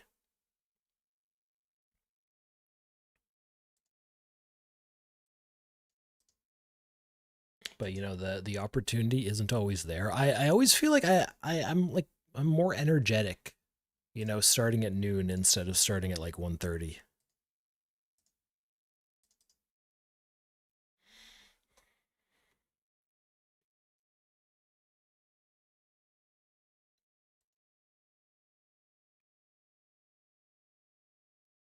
Right, so Bodolov going for the raise. We're gonna 3-bet him. Make it 11 here. We got ace king, which is quite nice.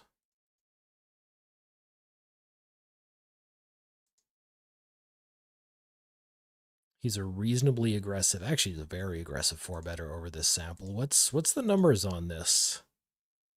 72. I mean, yeah, that's still very far from being like a good sample, but I mean he's been aggressive so far. We're gonna go big bet with this combo of the ace king.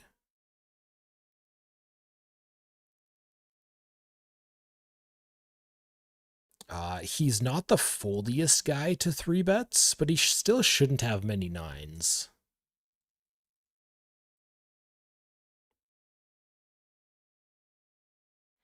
Meanwhile, we got an ace king here. We're gonna 4-bet this against Amicus. Also got this like the very high roll, so it's gonna be a 4-bet all in.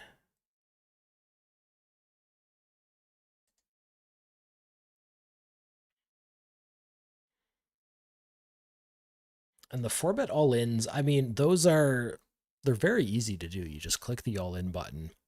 But I like to think when I 4-bet all in, my opponent just has like king queen.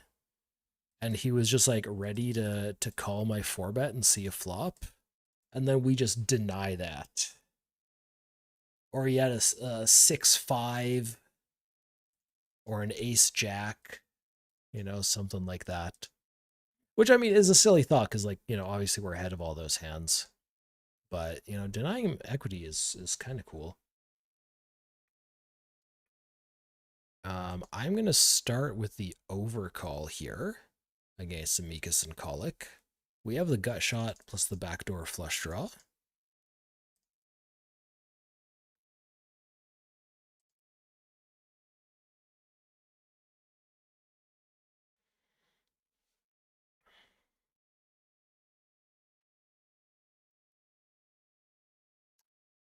I think we just have to bet this. Uh, it's a fairly reasonable bluff. And it's also a situation like I'm not going to be check calling too light multi-way.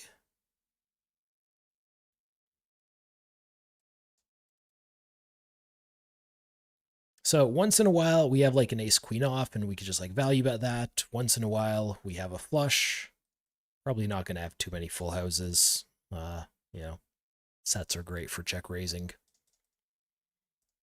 And then, yeah, when he has the top pair, we get folds or we get calls.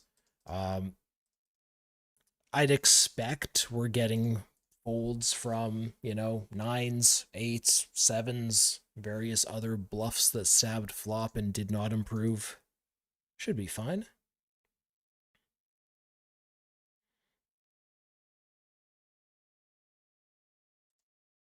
I think multi-way we're going to go for the flat here. That guy comes along too. Okay, the 9 is... I mean, there's a chance that I'm ahead here, but like, I don't know, it's not that big of a chance. And now it gets much harder to get paid if the straight comes in. But I do have pair plus an open ender, and for the size that Amicus is taking, I think this is perfectly fine. The question is, do I check raise this? I don't think I want to check raise this. I think if we're looking for the check raise, we probably want, like an 8-7 maybe. Just because, like, we want to block something good of his, right? And blocking a 9 means we're saying, hey, we're blocking either pocket nines or we're blocking like an 8-9 or a jack-9, which are unlikely for him to have.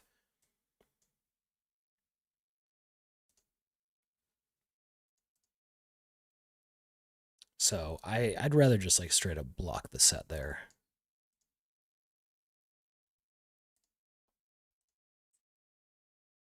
Queens are pretty good.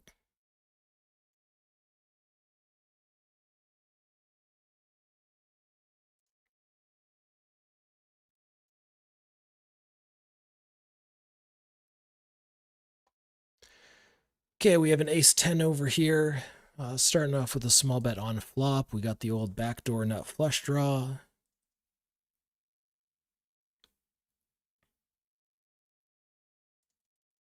Start early, but family's also important. I mean, the nice thing about starting early is I actually get to spend more time with my family.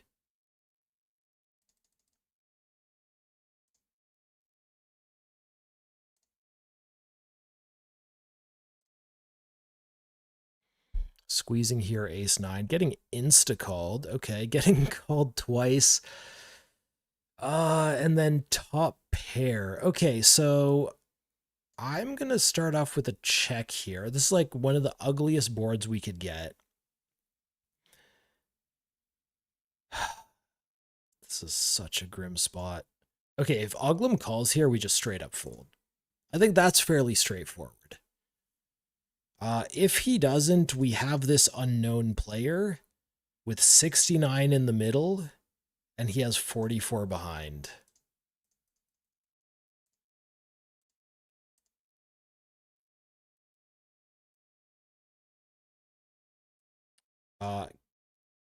Okay, so remember before I was saying, we're putting in money and feel lukewarm about it. Here we're putting in money and kind of hate it.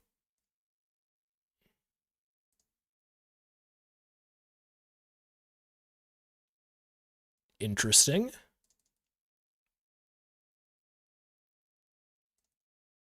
So he does get the purple. He is a recreational player, which I mean is expected because I don't know who he is. But that is a hand that beat us.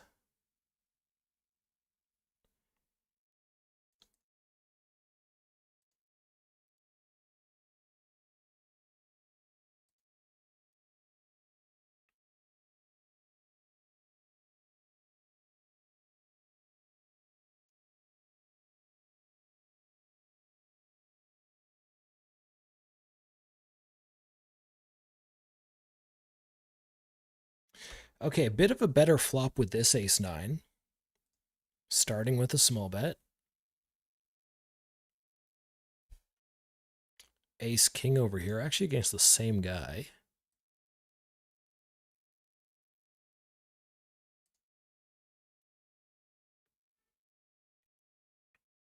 Or maybe against the same guy. I mean, we'll see.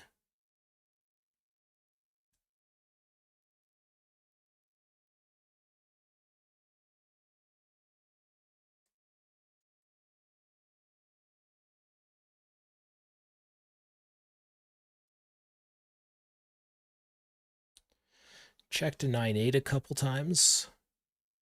Very likely a spot we're going to click call against river bet. I mean, he value bets worse for this size, or he should, so very easy call. Not a raise. 8-5 is good.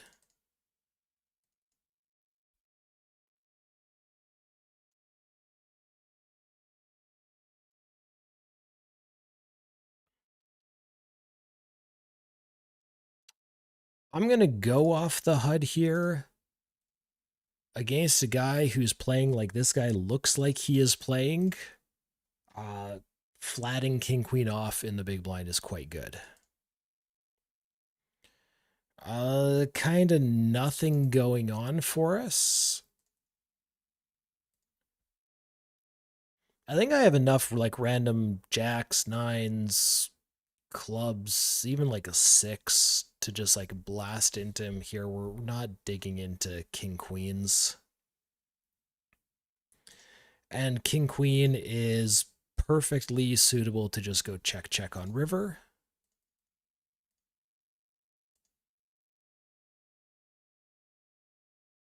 He's got ace queen and that's fine. Blind versus blind against darks, usually starting off with a check back here.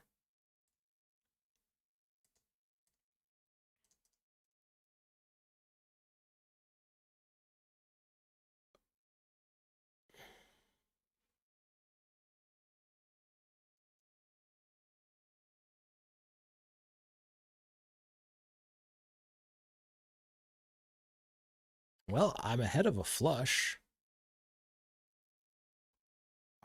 He's potting. I mean, okay. You need a hell of a read to fold something like this. And we chop.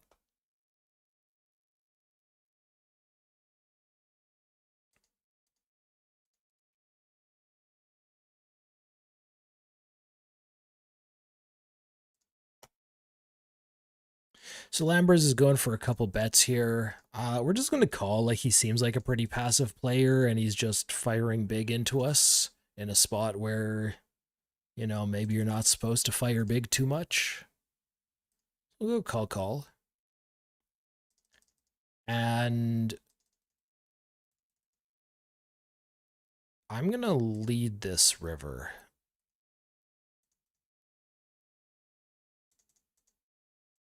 Yeah, there we go. If he has exactly the king, which he did not, he had a straight. If he has exactly the king and like he doesn't raise us there, then sure, we miss out on a little bit of value.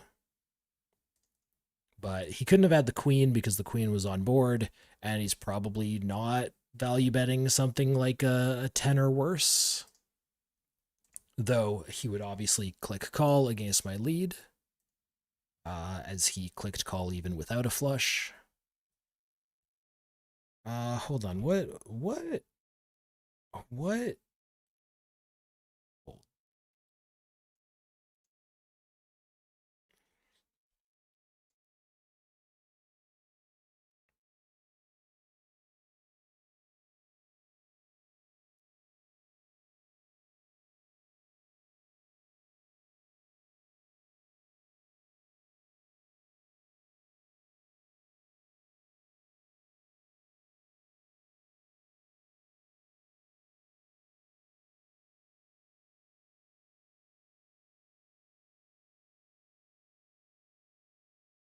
We're going to be going for the delayed c-bet over here with our decent top pair. Check back a strongish hand once in a while on flop. And with the flush coming in and the jack coming in, he could have potentially just led this turn or led this river, but with that card coming in, we're no longer trying to go for value. We beat an ace-9, of course, but it's kind of hard to get value out of the ace-9. It's a lot easier to value bet when you can get called by both like a jack or a 9 or just, worse king, and not have to worry about your opponent just having trips.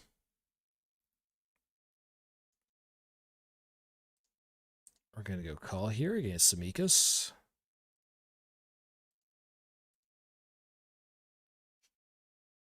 Getting lots of premium hands. Yeah, fair amount. We're also getting like some really nice volume in. We mix check raise plus call. We are going on check raise adventures. Our size is going to be less than that. We're going to go for this.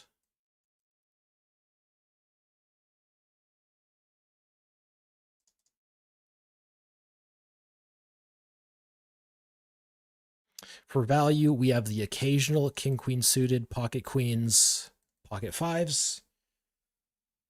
We're not going to have jack 10 here, right? I feel like this is a bit of a devastating turn card, even though it has improved me.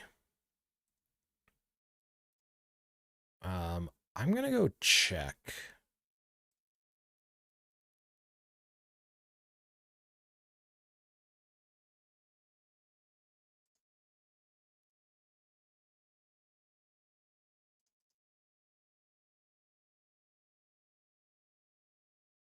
And so he goes really small here. We have just like a super straightforward continue. If I have like the set of fives, maybe we want to like check raise all in here.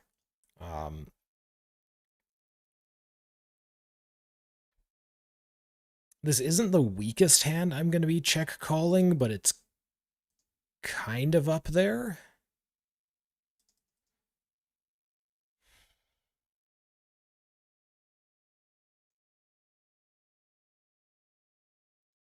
Okay, I'm going to go for check. I'm no longer playing my kicker. If he has ace queen, he's no longer playing aces and queens.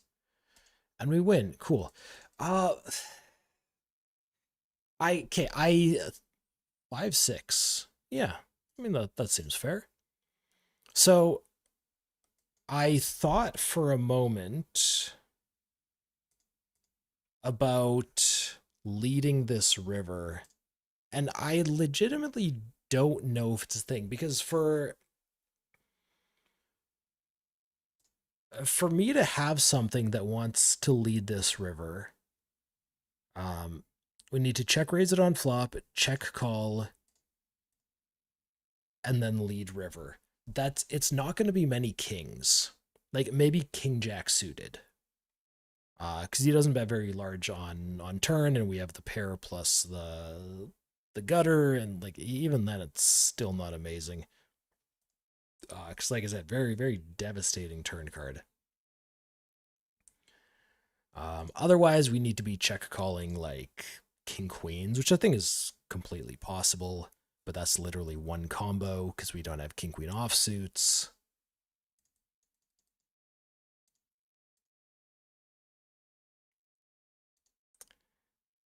So yeah, I don't know. Kind of weird spot where I feel like we maybe could have some leads, but nothing really feels right.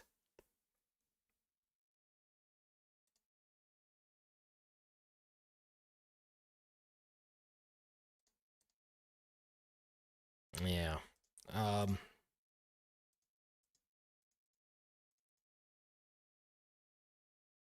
might be a fun one to sim later. Nice flush, Serducci. Thank you.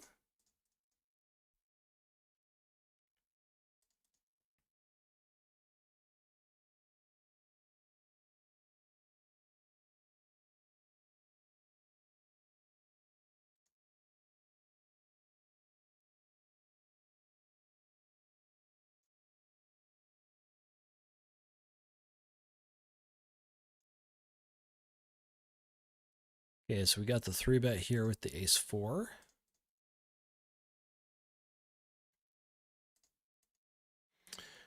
He makes it 25. Yep. Back to the pocket fives over here. Those take it down. Very nice. Here, I'm curious what you guys think of this. Do we ever get a river lead? And if so, is ace jack anything to consider? Now, here's the thing. Here's the thing. I don't want to hear you guys say, okay, yeah, you get some river leads here. You probably want to do it with pocket queens. And things like, maybe you do want to do it with pocket queens. But the thing is, every time you do it with pocket queens, you also need, some small amount of bluffs in order to not let your opponent just knit up and fold literally everything. So we got to consider, I went for the check raise on flop. So, I'm not going to have like pocket sevens. I went for the check call on turn. I'm not going to have like my own 6 5s. I'm not going to have, I don't know. I'm not going to have a lot of weak hands. Let's just go with that. So when we actually do get to the river, we have to pick some combos for things that might be considered a bluff, and like maybe ace jack is it. Maybe. No, I have no idea.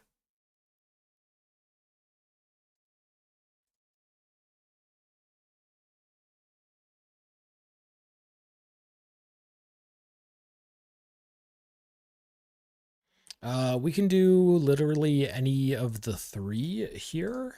I'm gonna go fold.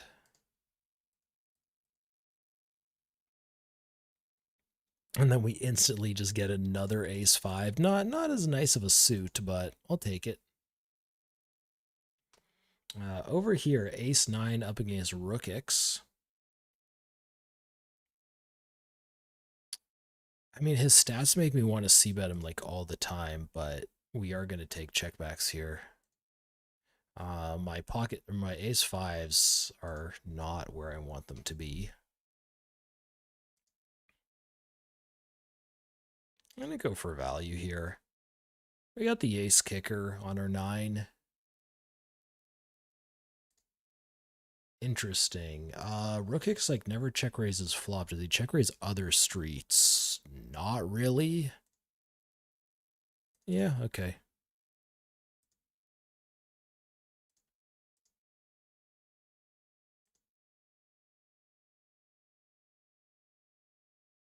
Just go for a couple checkbacks here. It gives me a nice opportunity to have a nut flush and a check down line.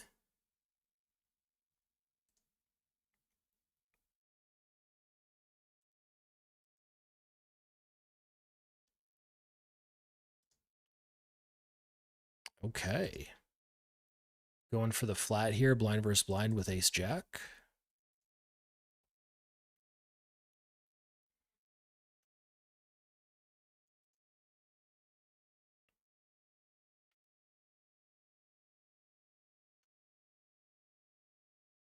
A bit of a bigger c-bet from BTK.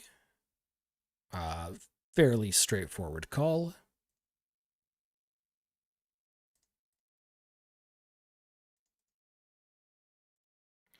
Diamond's coming in. He goes for the check. I'm in no hurry to bet this, especially against like somebody who near potted it on flop. So we're going to go for the check back.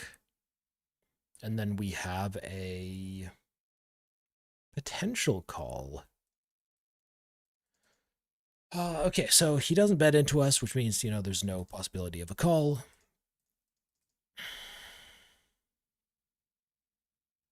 Most players aren't going to pot this flop with like ace-9. And that's the thing. Like if I need to be if I'm going for value with ace jack here, I need him to have things like ace-9 and like a significant amount of things like ace-9 to call. So I'm going to check back. Like maybe he shows up with it anyways. That is a whole lot of nonsense on that flop. Okay. Just little potting your second pair. It's literally the worst hand to do it with. Actually, that's not true. Strategy wise, I think it's literally the worst hand to do it with. But equity wise, you know, it's gonna go just just call here. Like equity wise, EV wise, it's not the worst because you just have a good hand. Right? It's like, you know, having a top pair in a situation and then just like turning your top pair into a bluff, or, you know, turning your over pair into a bluff. Well, if your opponent ever hero calls you, he's, you know, he's gonna lose. It's nonsense, but you gain EV from that, so, you know, sure, you gain some EV.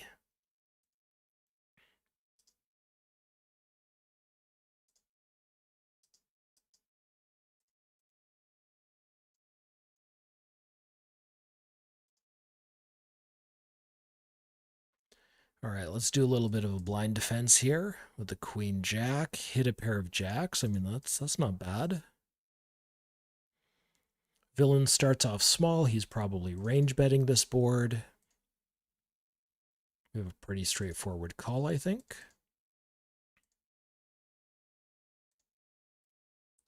Having the diamond here doesn't do us any favors because he's probably going to bluff every single like queen X diamond draw. Oh, that's better. Okay, so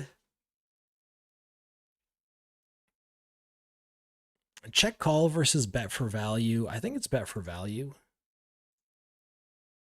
And this is actually a hand that, like, if he raises me on the river, I could consider 3-betting.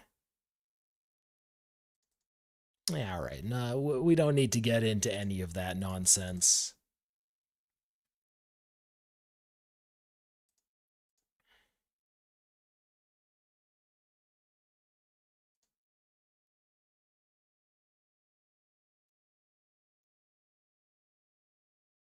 Gonna go for the 3-bet here against Jerix.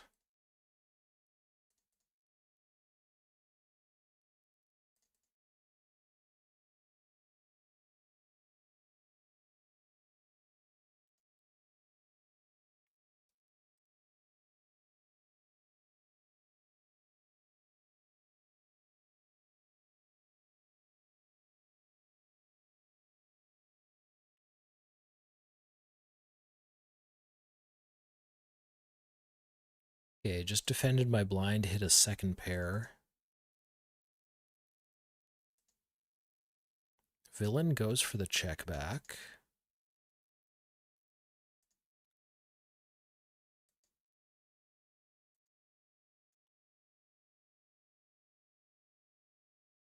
This was a little bit more of a disconnected board. I'd probably value bet my queen 6.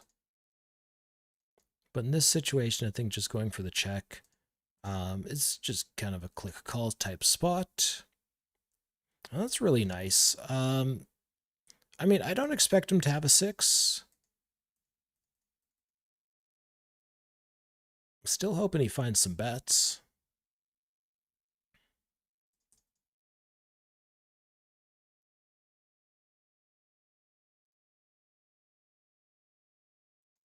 I'm going to go for the raise here.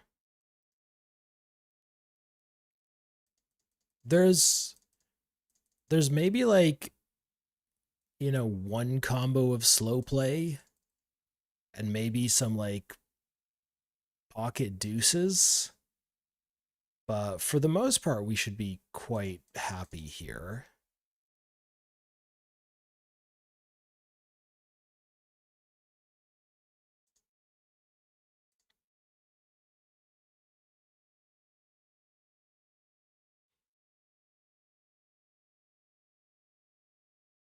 And he can like bet call raise with a 9. He can be checking back on this board with something like queens or aces and then bet call raise with those.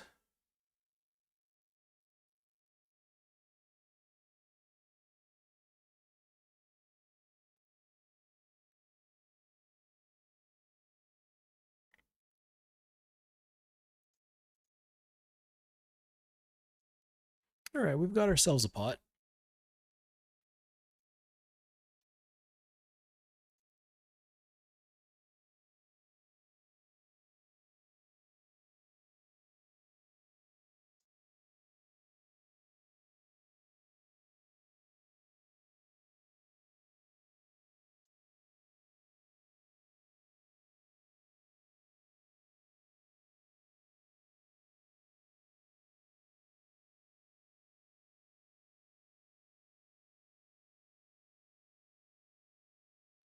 So we got the 3-bet, pocket queens against nuff. Take it down, that works.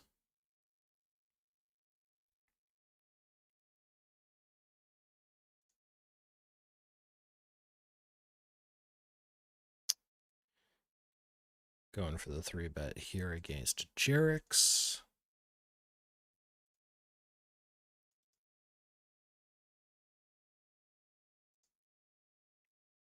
All right, queen eye board, not bad. Let's go ahead and start with the B50 here.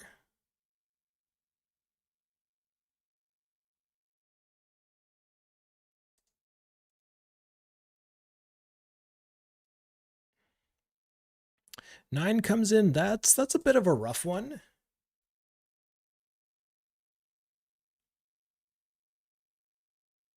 I am gonna go for a second bet here.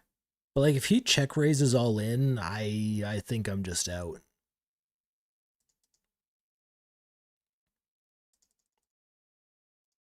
Mm.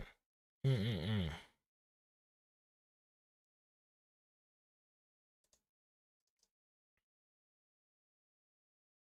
This seems close.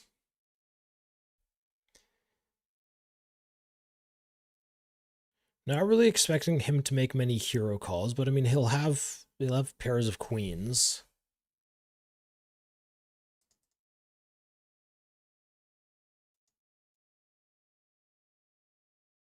But like if there's just like a few slow plays here, like it just ruins my day. Yeah, this seems like a close spot. Yeah, we weren't getting called anyways.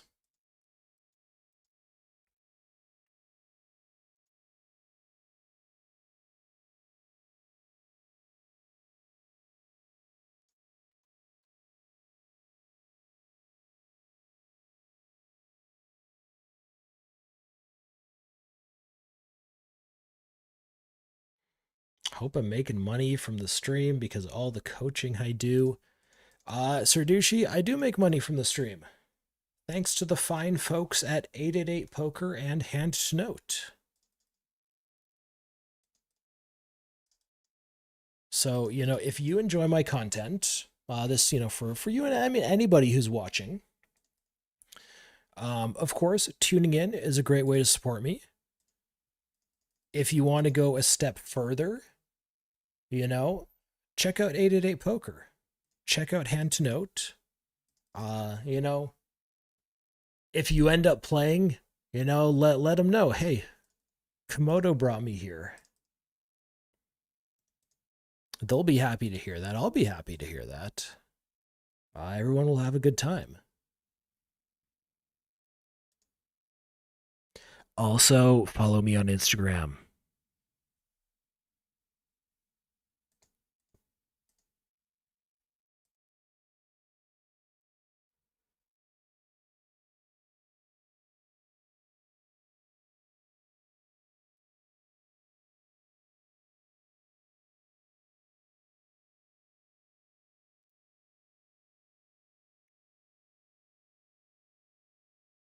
All right, so we got Chowdy in the big blind, not Claudie. Claudie's super aggressive. Chowdy, not so much.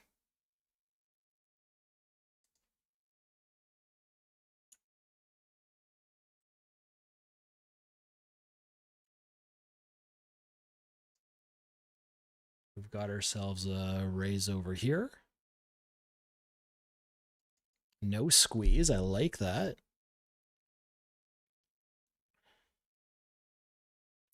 So Walsh is the 20 VPIP guy that's calling squeezes with 9-7. So something there doesn't make sense, but all right. We're going to take the check back here to start.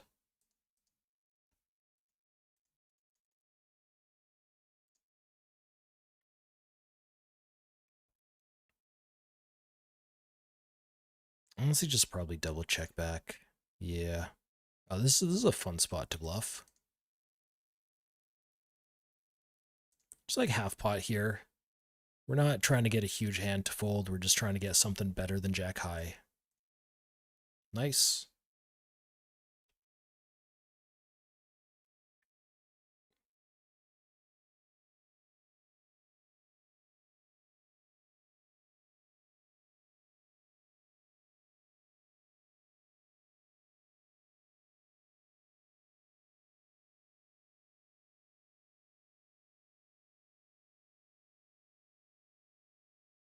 If Sporty will just let me check 100 times, I will.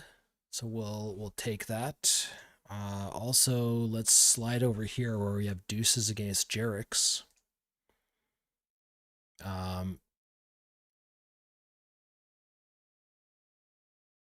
Let's start with this. Get snap called. Okay. I mean, if he has ace jack, we're having a rough time. But otherwise, not bad. How do I want to... I probably want to size this medium on turn. Just like a size that still allows me to value bet things like ace king, ace queen.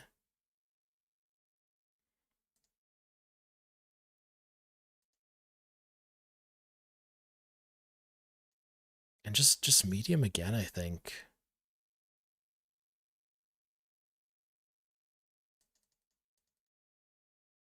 Yeah. This is an awful spot if he check raises, by the way. Awful.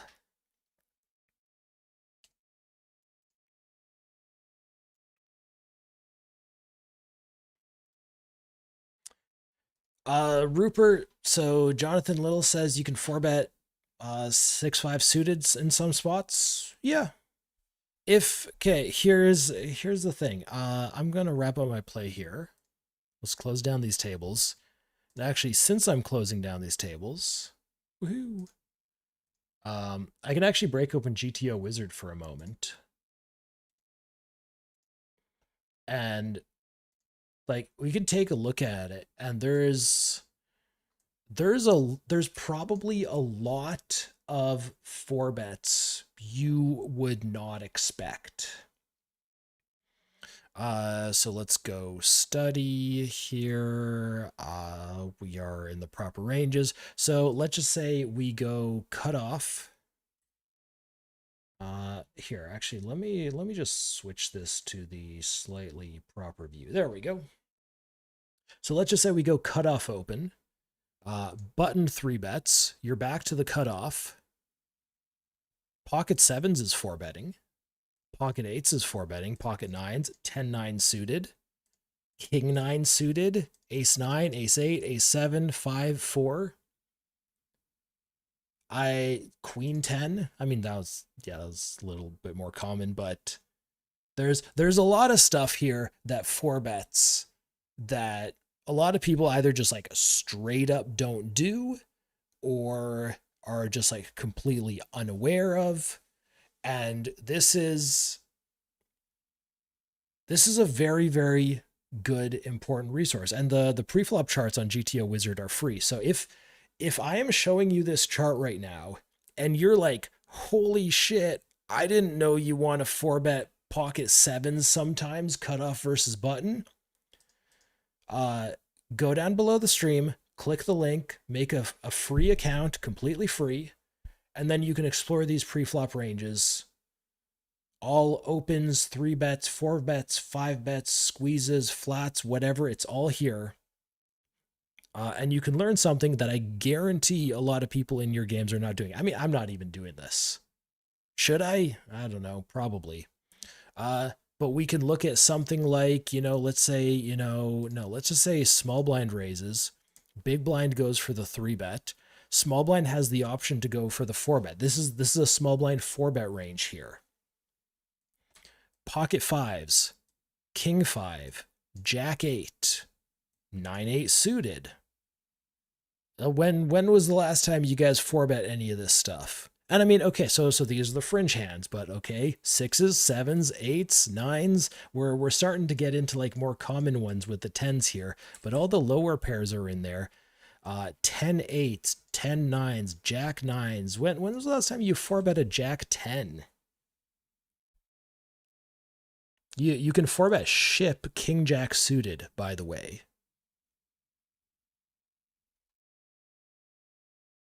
4-bet ship King Queen suited. Who knew?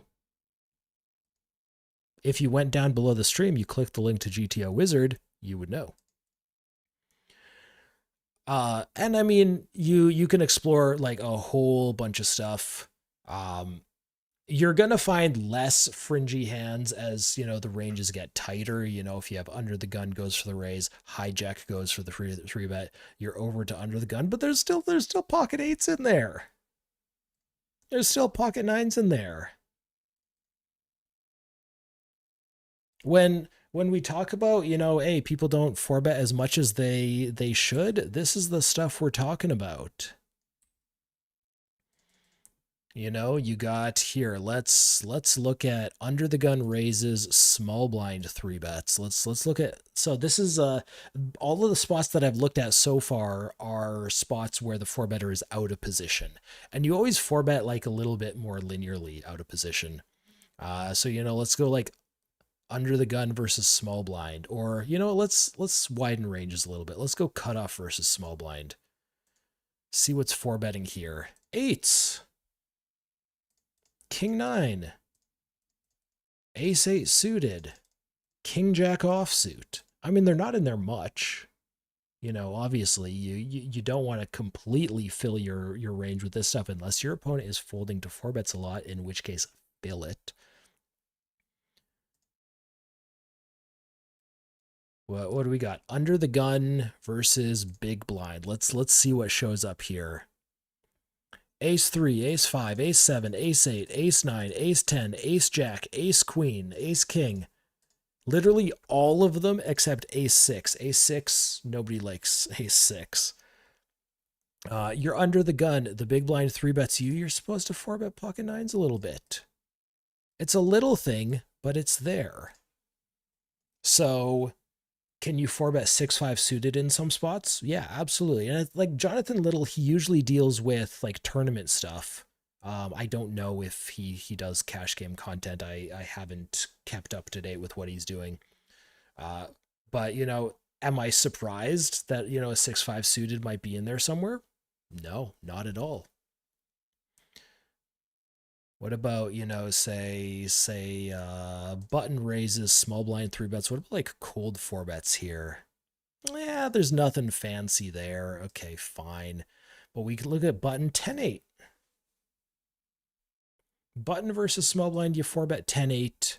You 4-bet 5-4. It's not a 6-5, it's a 5-4. It's one step below 6-5. You just like to mix in calls.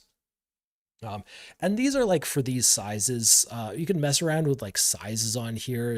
Could choose like smaller 3-bet sizes. And you know, when that happens, the range shifts a little bit.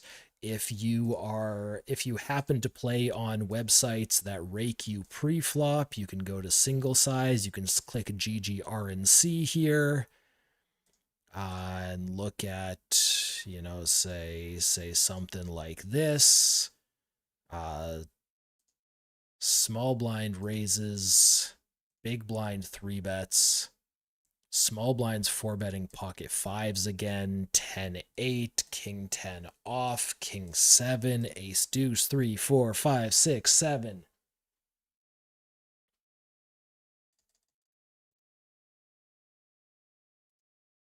So yeah. All this available for free, guys, with the link down below the stream. Plus, if you do end up buying something, you get 10% off, which is nice. Okay, so that was just Rupert's comment. Just got me wanting to show some of that stuff off. Let's look at results for the day because we are going to be wrapping up here. Reports. Okay, we played exclusively. No, not exclusively. We played like 4 hands of 200 L today. The rest of it was 100 L. Our graph looks good today, plus 645. Green line up, red line up, blue line up. I know it's not blue. I'm still calling it a blue line, guys. I feel like you're largely dominated most of the time when 4-betting those hands. Yes. Okay, so here's the thing. I mean, when you are 4-bet bluffing, which like a 6 high is going to be, a good amount of the money you make is going to be getting from getting folds pre-flop. Often, like what you see with, you know, some you know, we'll say, you know, questionable looking 4-bets. You got like some of the 5-4s. You got maybe like the king 10 offs. You got the king 7, whatever. Usually there's like a little bit of everything in those wide range scenarios, so you have proper board coverage and can compete on a lot of different boards. If your 4-betting range is literally just like all broadways and big pairs, the big pairs are always going to be good. But let's say like you never have a card below 10 and the board comes like 5, 6, 7, and your opponent is flatting your 4-bets with a lot of the stuff that peels there, because you're supposed to flat 4-bets with things like, you know, 6, 5, 8, 7, lots of low pocket pairs, like that type of thing. So it's usually not something that you have a lot of, but you have a little bit, and it helps you compete on various boards. Oh, Sir Douchey just moved to Canada, man. Easy solution. I've been telling Naveki for years. This is my this is what happens on this stream. If you tell me, oh, I can't play on 888, you know, I live in the US. No, just move to Canada, man. You're cool. Just uproot your entire life. It's all good. Anyways, guys, we got a nice looking graph. Very happy to see that. Early stream. I'm digging the early stream. Right, so I am gonna wrap up here. Thank you so much for watching. Again, guys, if you enjoy, follow on Twitch, subscribe on YouTube, follow on Instagram. Posted there 3 times this week already, and I plan to continue a lot. So there's lots of fun stuff there. Make sure to go check it out. ! Insta or link below the stream. That's it for me. Thank you for watching, guys. Have a good one.